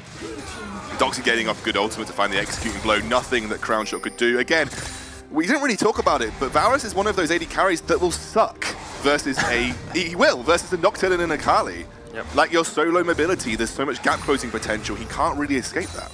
But the point is, you do have the disengage with Braum that is just not coming out quick enough in these cases because it is NIP who are able to go for those very quick, very burst-heavy plays. I agree with Medic, by the way. I really want to see NIP look to group up now. They've built themselves probably the biggest gold lead that we've seen at 13 minutes in this series so far. And now should be the time to look to pressure the Rift Herald, pressure the Dragon, because their team fight at this stage is really good. They've got huge damage bursts, they have item spikes over their opponents. They could actually just solidify a massive mid-game lead by taking objectives of the map over and over again. Now, it's not impossible for Mad Lions to win a fight here. No. It's hard. NIP have the damage, they have the burst potential, but if Mad Lions can hide behind their front line, get that disengage going, get someone picked off at the Impale as well, it could be a very quick turnaround in some of these fights. Definitely could. You can see NIP trying to push forward their vision line, just clear out as much as possible away from the eyes of the Mad Lions. The issue always becomes if you stall out too long. If you take it a little bit too slow here as NIP, you can definitely pay the price. Selfmade jumps in towards Smiley, the flash away from Smiley. No QSS yet on that Kalista as well. So Selfmade... find that key this time, right? Yeah. The flash key had been missing for a little while. This time, XD Smiley brings it down, but I think the big thing for me as well is, as you said, no QSSs, and that means the pick potential will be there for Ninjas, or will be there for Mad Lions, if they want to keep going for plays like that, if they can find people isolated, but with Ninjas Pyjamas grouping up, that's going to become more difficult. Definitely is. Still yet to see that first completed item on the Akali, but there is a Blade of the Ruin King on XD Smiley as they start up this Rift Herald. Nemesis finished his Rod of Ages. That is stacking up. The scaling elements are there for Mad Lions, but you have to succeed just a little bit of pressure for the moment. Maybe look for the steal here, but in a 5v3, you really don't want to take that fight, Mad Lions. Realize it, look for the steal with a piercing arrow across the wall, can't land it, and Maxi gets the Rift Herald for NIP. And now they can look to try and crack that mid lane tier 1 as well. That is a big one for them to open. It gives them free spread of entering both the red side and blue side jungle from Mad Lions. They can push that vision line up, and again, with a very... they've got a decent pick-orientated style with the Nocturne too. They can find people out of position, they can look to push advantages. They even have that Dragon on the map now as well to try and solidify another way to fight a skirmish. It's usually about this point in a game like this where I'd start talking about the possibility of a perfect game. You know, 0 towers given up, 0 dragons given up, 0 kills given up. I don't want to discuss it too far because there's so much dive on the side of NIP. I feel like one of them's going to die at some point. Yeah. Like one of them's going to go a little bit too ham or dive in, sacrifice themselves for the good of the team. But you do see the respect of that, though. You see finally the QSS for Kalista, but also you're seeing the Sterex build on the Nocturne. They understand that they can be burst out, so they're trying to build accordingly. I actually think if you're Nocturne, and as the game progresses, you trade 1-for-1 for Crown Shot, you've done your 100%. job. You've done your job. But you lose your perfect game. Yeah, that would be... Is it worth it to stay in the series? No. No, it's not. If I lose the perfect game, Okay, this accent's impressing me right now. Where are we going with this? I don't know what it was. Was it a movie trailer of some Nor do form? I really, I'm not sure. In the finals between NIP and Mad Lions, in a world perfect gaming. does the Nocturne trade his life 1-for-1 or give up the perfect game? Will he make the ultimate sacrifice? Rob Schneider is this. I knew it was coming. I knew it was coming. Okay, let's bring it back to the action for the moment. 5,000 gold lead still for NIP. Haven't broken that mid lane tower yet, but they have set up vision up towards that top side around that red buff. Doxy's still splitting in the side lane, as is Akali. Maxi's down here. You can always look for the gank on towards the TP user. Paranoia pop from Maxi. Zoning. He's zoning them. Like, guys, I don't want them to see right now. Pop them into darkness, force them back, make the play around mid. Even use the Rift Herald here if you really want to, which is exactly what he's going to do. Keeper's Verdict doesn't connect. Rift Herald comes out, and Werlib is going to be forced back underneath his tower once again. Interested that NIP decided not to just break the mid lane tower with this, instead going for this bottom lane tier 2, because Selfmade is on the way, and the Rift Herald will not get the tower. Yeah, they did have that opportunity. Maybe they just felt with Crown Shot there and the support of Selfmade, it would have been just as hard to break that tower, but it's already on 3/4 HP. That's the charge and an auto. Yeah. I mean, the big thing for me was they were looking for the pick onto the Poppy, and now taking a pick. Oh, Heaver flashed over Crown Shot with the taunt. The Chain of Corruption lands. Fisher doesn't, but Larson is just going to jump away with the perfect execution. I'm 100% sure if we look back at that play that Heaver taunts and then flashes over Crown Shot. He does, he misses it. He absolutely misses it there, and that's a big, big miss because that would have opened an opportunity in the mid lane for that tier 1 to go down. That's them pressure moments, Talked guys. about the pressure of the finals, didn't we, Tyke? We did indeed. And hurts him right there. He ends up making those just slight misplays, but it's enough. I mean, it's not as easy as, say, like the Gragas E-Flash. Here's the thinner man is the ninja. Shannon ends up just missing out in the hitbox. Want to see now. Mad Lions, they still have the potential to make a pick. You can see Selfmade actually gave away by hitting the relic shield there, so now they knew he was over the wall. Unfortunately. Let's have another look at this play because I'm 100% sure. Wait, we gotta get the slow-mo on this? Here we are. Yeah, there it is. Oh no, right over the thread top. the needle. I don't even know if he needed to. Did he need to? No, he didn't need. No, like he was anticipating Crown Shot flashing, right? Okay. And like you can see why he makes the play. Didn't quite work out for him, but maybe that is the straw that will break NIP in this game. They are still miles ahead, but sometimes all it takes is one moment like that, one misplay, one moment where it doesn't quite work out for you, and it can cost you everything. Interesting, they did break that bottom lane tier 2, so they got a tower out of the Rift Herald in the end while that play was happening mid.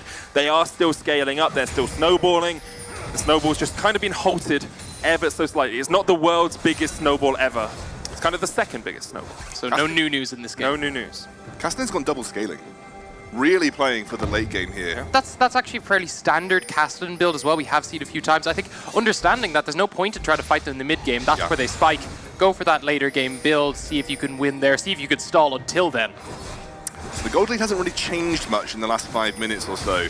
NIP have struggled to find an opportunity. Doxy on the sidelines here, Maxi here as well. This could be it. 5 men strong in the mid lane. Doxy coming in with the ghost.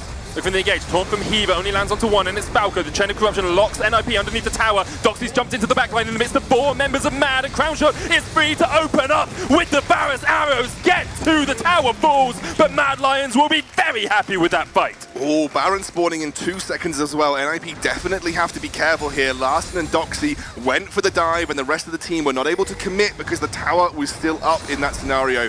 I wonder how much they actually lose for this, though. And that was the disengage we were talking about. When Mad Lions are pushed backwards, they're able to just take Doxy into the backline with the Impale and then use the Braum to zone everyone away on top of the Poppy's Keeper's Verdict, removing any further engage. I felt like it was an overextension a little bit from Doxy there. He could have maybe moved. Let's have a look at it again. I mean, he gets impaled back while he's trying to go for the flank. Yeah. Have another look at it. I think he moves a little bit too far forward, though. No, maybe Selfmade just gets him. No, Selfmade gets him straight away. That's very fair, actually.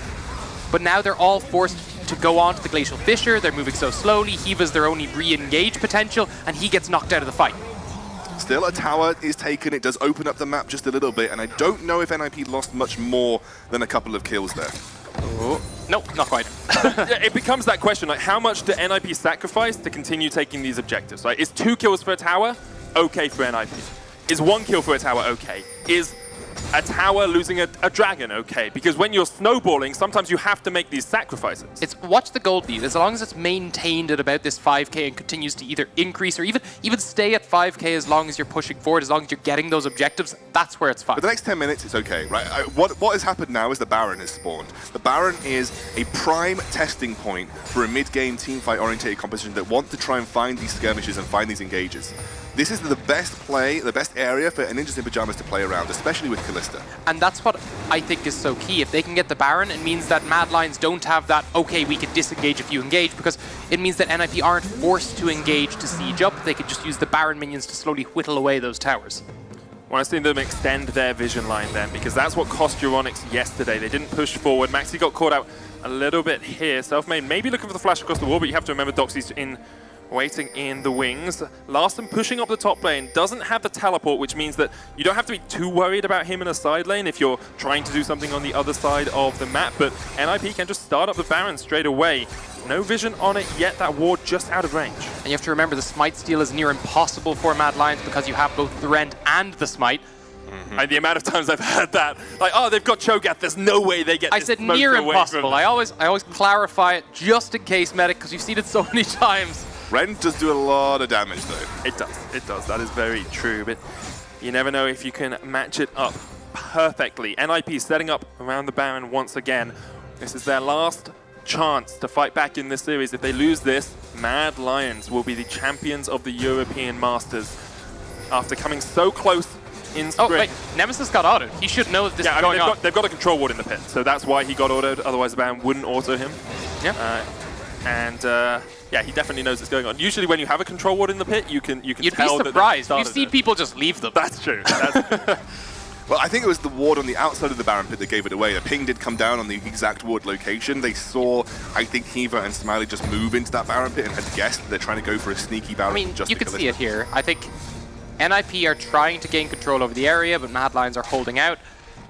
It's slowed down a little bit. Yeah, looking at it, right, if you look at it from a totally outside viewpoint, it seems a little bit odd, because all NIP are doing is saying, okay, we're going to auto-attack the Baron a few times, you still have vision on it, you're going to come across and check it, and then we don't really get too much out of it. So what's the actual intention behind doing a Baron like this, behind continually just starting it up and then stopping it? But you see, if they walk that little bit too far forward, or if they try to establish more and more vision, they'll eventually run out of wards, first off, but secondly, it will mean that you might be able to pick them off as they're trying to run forward. And more importantly, it forces Mad Lions to actually check that area. So it offers opportunities for Maxi, for anybody to find an engage that could then lead to a decisive team fight in which you win the Baron anyway. So what you do is you push the mid lane wave in, that gives you the space to roam to the Baron pit without losing too much in your mid lane, and then it forces Mad Lions to come and check.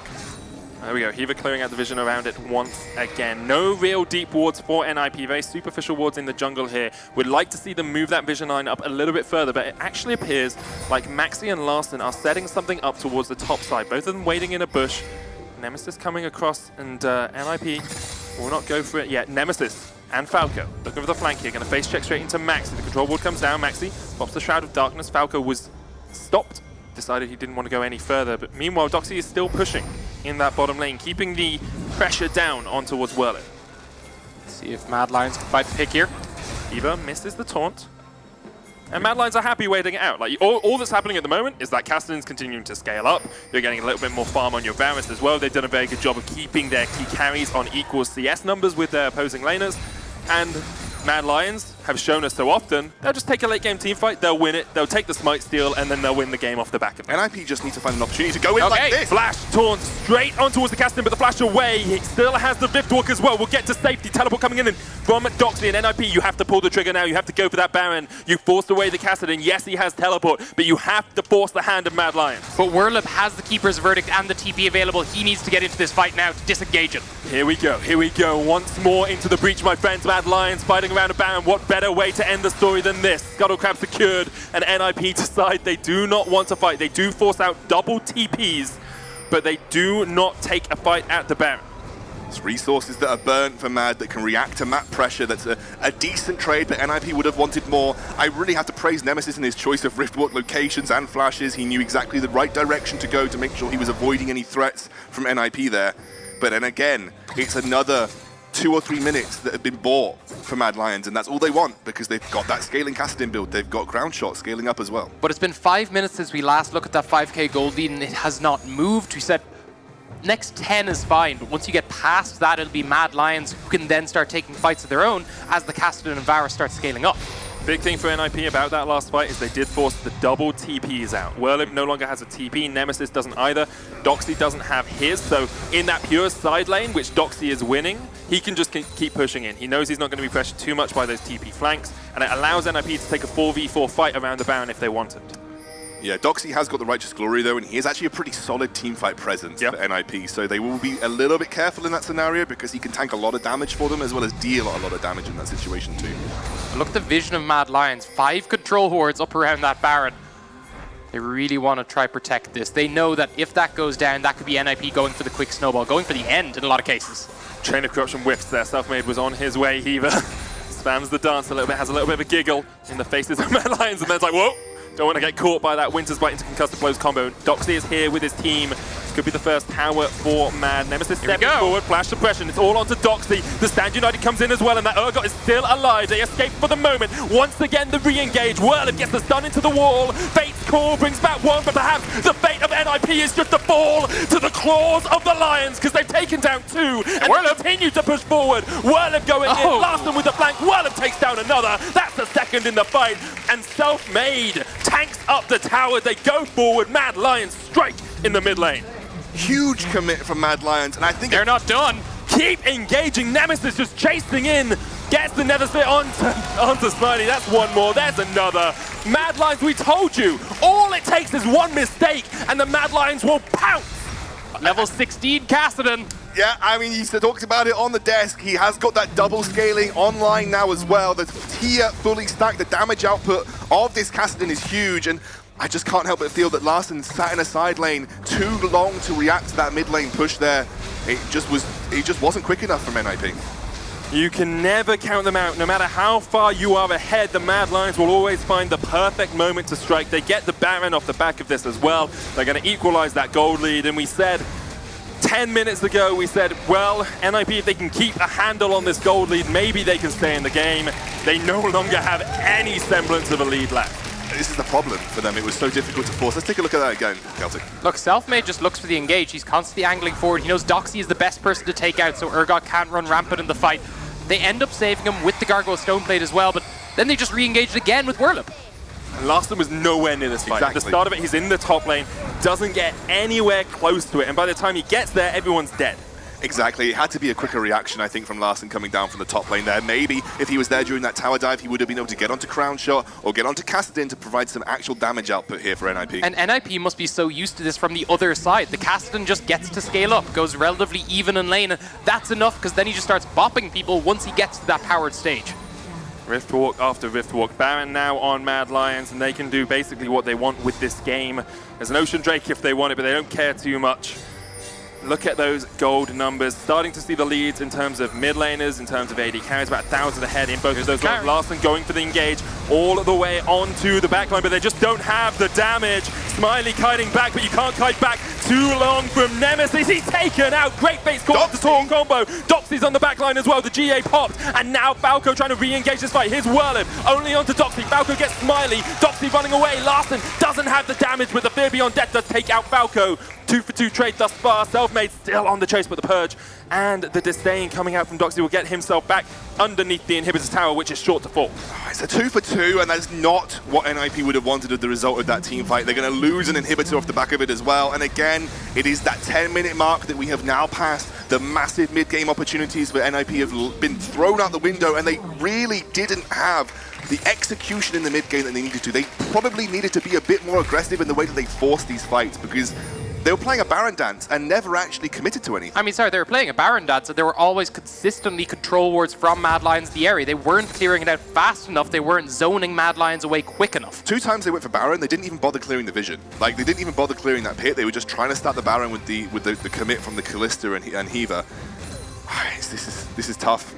But we're focusing too much on the past. Let's look at where Mad Lions are now. They're about to turn this into potentially becoming the champions of the European Masters. They have given themselves a pedestal despite only being 1,000 gold in the lead right now. they could very well be just a few minutes from crowning themselves as the European Masters. 1 minute left on the Baron buff. Maybe 1 minute left for Mad Lions to crack this bot lane inhibitor as well. All 5 of them are down here. Doxy trying to defend and the rest of NIP reacting now. They realize that that outer tower is just very quickly going to fall. Crown Shot in a very good position. 3.5 items on that AD carry. Nemesis. Fully stacked Rod of Ages. Fully stacked Seraphs. This is the guy that we talk about as the next big EU mid, and he is proving it in this game. Came up huge in the last fight. Expect him to do a lot of work in the next as well. Inhibitor goes down. Inhibitor tower goes down in the bottom lane, followed by the Inhibitor. And with the Baron buff, Mad Lions have totally decimated the base of NIP. And that was a Kali ultimate as well. Larson just using it to disengage. Running out of engage tools, and with 2 inhibs down, you got to think Mad Lions just regroup in that third lane, and it's looking like night-night for Nip. I think they just missed their massive mid-game opportunity here, guys. You have Larson continuously looking for a split, and I praise Larson a lot, but what has Larson actually achieved in his split push across these games? He put pressure on the map. I was really hoping that was a rhetorical question. I want to give NIP a little bit of credit, right? We talked about their Baron setup, and yes, they did it around Vision, but they did get the double TP out. Yes. It's just they didn't expect Mad Lions to hard force mid, and that's why Mad Lions are so good, right? I agree. They went for the fight, they A-rammed it, and they said, okay, we'll just take a fight against you. We know the Akali's going to be splitting, we won't match you, we will force something on the other side of the map. And now NIP are trying to force, but Mad Lions are smart enough to check it out. They abused the TP disadvantage that the Akali has taken. That was a really clever play from Mad Lions in the mid lane, because they knew that there was no way that Larson could react quickly enough. Here we go again. Eva does get the double taunt down. Whirlib in the midst of it all as well. Maxi there. Nemesis coming in a little bit late to the fight. Doxy's on the back line. Here's the engage. Paranoia pop from Maxi. But look at the damage already coming out from Nemesis. Dumping forward. One after one after one. The Riftwalks are coming out and Doxy's the first to fall. Mad Lions basically taking no damage at all in this fight. There's the second. Eva trying to do what he can with the taunt, but there's the third. And 3 in a row is exactly what Mad Lions are going to get. They get the double at the end. Larson, the last man standing. But the ninja's in pajamas, but he might as well go to bed, because Mad Lions are going to wrap up right here, right now. It's 2 inhibs down. 1 wave is all they need. They're looking for those Nexus towers. They're looking for the game. Mad Lions coming back from a massive deficit in this game, 5,000 gold behind, and in just 34 minutes they will take down the Nexus towers. Larson gets the shutdown, fighting for his life, but he goes golden, not for long, he'll survive, he's done. And the Mad Lions are the masters of Europe. As they take the European Masters, everyone! The European Masters! That was well played. They completely trolled you at the end. What a series for these guys, though. A team that had looked shaky throughout the tournament. Everyone went, these were the guys we expected to be cleanly winning every series, and it's only 2-1s. They're dropping games here and there. They go down into the quickest game of European Masters. And now they come back in that final with some of the cleanest league we've seen thus far. We talked so much about how they play well from ahead. We talked about so much that Mad Lions, when they have a lead, they don't let it go. We didn't talk about how well they can recover. 5k gold down at 20 minutes is no mean feat to recover from, and they did. They found the one decisive engage. That is the kind of play that you expect from A, the best region in the world, in the European zone, but also B, some of the best players that we have in the European Masters. We're going to hand it over to Law on stage to crown our new kings of Europe.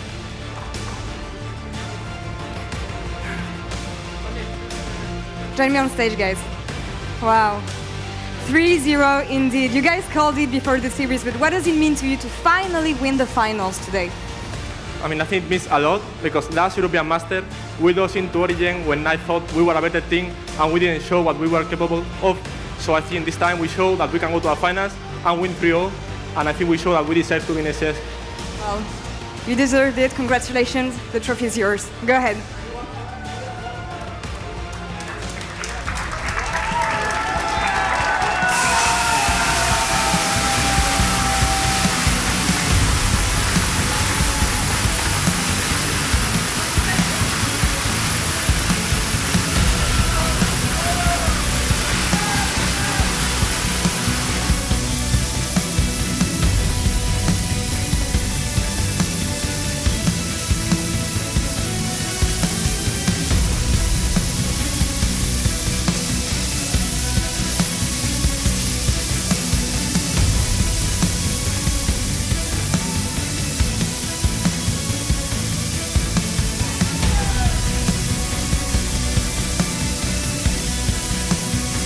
Congratulations to the Mad Lions, your European Masters for summer 2018.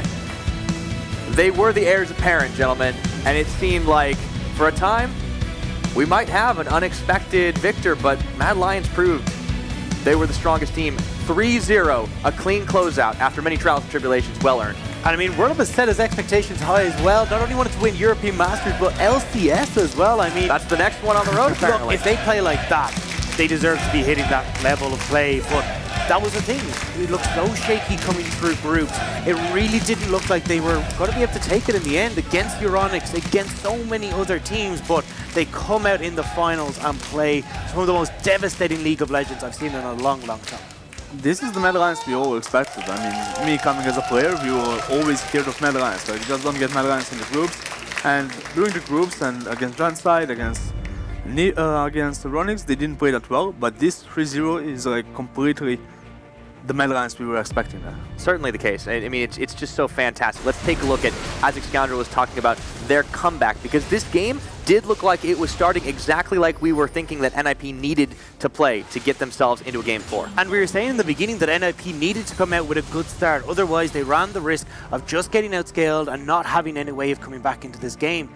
But that's what ended up happening anyway. It was a great stall up at Mad Lions, knowing how to play to the comforts of their composition, not giving the opportunity for NIP to come back into it, and it was easy closeout then at the end. Yeah, I think NIP was on a timer here. I mean, they picked the Kassadin, they picked all those scaling things against Kalista, Akali, those champions and Nocturne as well. They're gonna fall down. And they were just waiting around, waiting, and the moment Kassadin hit level 16, the game was over.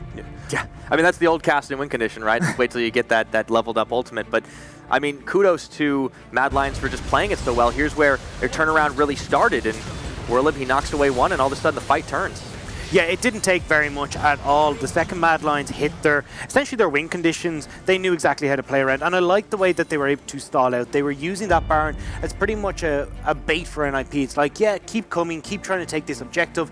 We've got vision control on it. We know that you can't come into these jungles because this is where our composition really shines. You're just going to give us the win. And they played around that so effectively that it was just impossible for NIP to come back. I mean, we need to know, like, they knew that they were losing at that moment, but they still knew what's their win condition, and they played safe, they played smart, they just waited, and in the end they took the clean sweep, 3-0, and a clean win.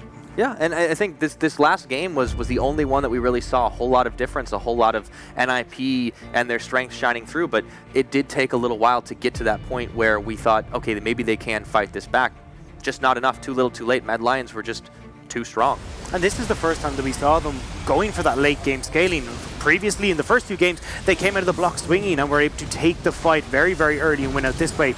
This game, Game 3, they come out with a much later scaling, fall behind early, but are able to bring it back off of some great team fights like this. Yeah, I mean, as I said already, they had the timer. They tried it, they played really aggressive, they tried under that tier 2 turret that actually got Mad Lions a bit back.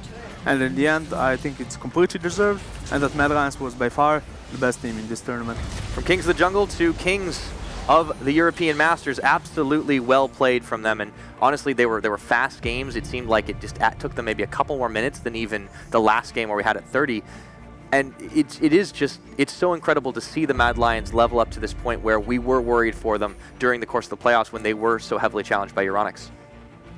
Yeah, and I mean, they took it up. There was an empty throne there, and this was the play that we wanted to see coming out from Mad Lions to take them there. It was, overall, it was very strong from them, but I got to bring it back to, we were looking at a very shaky groups from them, but they did step up in the finals. But if you're looking towards next year, you can see the holes in the Mad Lions play. If you're looking towards, next year for this European Masters or Europeans Master competition, you want to be looking at that roster and going, okay, we can see maybe a hole here, maybe a hole there that we can look to exploit. Especially, I mean, for your team like yourself, Aces Rogue Elite, you got to look maybe not at the finals, but at the rest of their games. You go, okay, maybe there's a chance here. Yeah, of course. I mean, we played as like a small team from small region. We show up good. NIP did even more. They came from the plains, they played so many games, they did fantastic, and being top 2 and showing what they did during this tournament is actually something they need to be proud of. And even that they lose 3-0, they put out a really good tournament. I think so, and honestly, all the teams can be very, very proud of how it's been a long 3 weeks. 20 teams representing 13 European regional leagues, 22 different European countries, and it's all come down to it. The Mad Lions are your Masters of Europe, so let's send it down with Laura on stage to talk to our winners. Thank you very much, Pyra. EU Masters indeed. Now, Aranea, how proud are you of your journey so far? I mean, when I signed with Mad Lions, the thing we said was like, we have to win SLO, we have to win whatever is on Europe, that it was European Masters, and we have to join LCS. I did 2 of the steps, I'm missing the last step. So I guess I'm proving enough that Mad Lions and probably SLO is the best region. And you look like the better version of yourself to the self-made. What was different from yesterday? Yesterday we were just troll drafting. Today we played what we were supposed to play yesterday, but we didn't pull it off. So that's quite it. We just played what we were supposed to play. Now, as a coach, what did you think of your performance, of your team performance today? After the second game, I went to the players and I said, you guys are playing amazingly, but I actually tell it to Selfmade because I think Selfmade actually saw up on Poland. I think he played 2 phenomenal games. We were actually laughing why they don't get rid of Gragas, because he was hardest move in the game. So I think all the players, like I cannot take anyone out of the spotlight because I think they all play phenomenally. 5 of them, I could not even decide who could be the MVP or the best player because I think they all play really well. And Selfmade, how do you recall on your journey this year overall as a player? I think it's almost the same as in the last year. I'm basically the same player all the time. I'm toxic in solo queue and stuff like this. No, I'm just kidding, of course. You shouldn't say that. I'm kidding. But yeah, I think as a team, as Mad Lions, we improved a lot. We are trying to get to LCS, and I hope we have good chances to make it. And you won the EU Masters today in front of your home crowd. What does it mean to you to play in Poland? Can I talk in Polish? Obviously you can. Go ahead. No to przede wszystkim dziękuję wszystkim, że przyszliście oglądać mecz, że nam kibicowaliście i naprawdę to doceniam. I jesteście wielcy.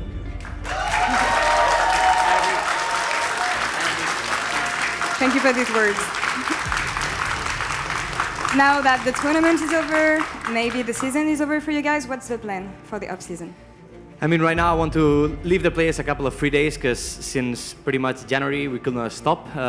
We came to the last European Masters. When we ended the last European Masters, we had 10 days to mid a day on SLO and then start the season again. And we went all the time, like all continuously. So I want to give them some holidays. They're going back home. They're just going to chill for at least a month. And then after a month, we have something else on Spain with SLO. We have the Iberian Cup. And then after that, I'm just going to wait for a letter or for a phone call from Riot telling us we can be an LCS. Well, I wish you good luck on this one. One last question for you, Aranea. Is there something you'd like to say to the fans who've been supporting you through the whole tournament? Should I say in Spanish or? All right, let's go. If you say in Polish, nah, I'm saying in English. French later. Just thank you very much, everyone who is cheering for Mad Lions every single day. We created the company like a year ago, and we have so many fans, so many people cheering for us, so many people supporting not only the players, also the whole organization. And for me, I'm so proud of that. And I think the only thing I can say is I love you guys and keep cheering for us. Anything you'd like to add to this? Excuse me? Anything you would like to add to this? L9, dude.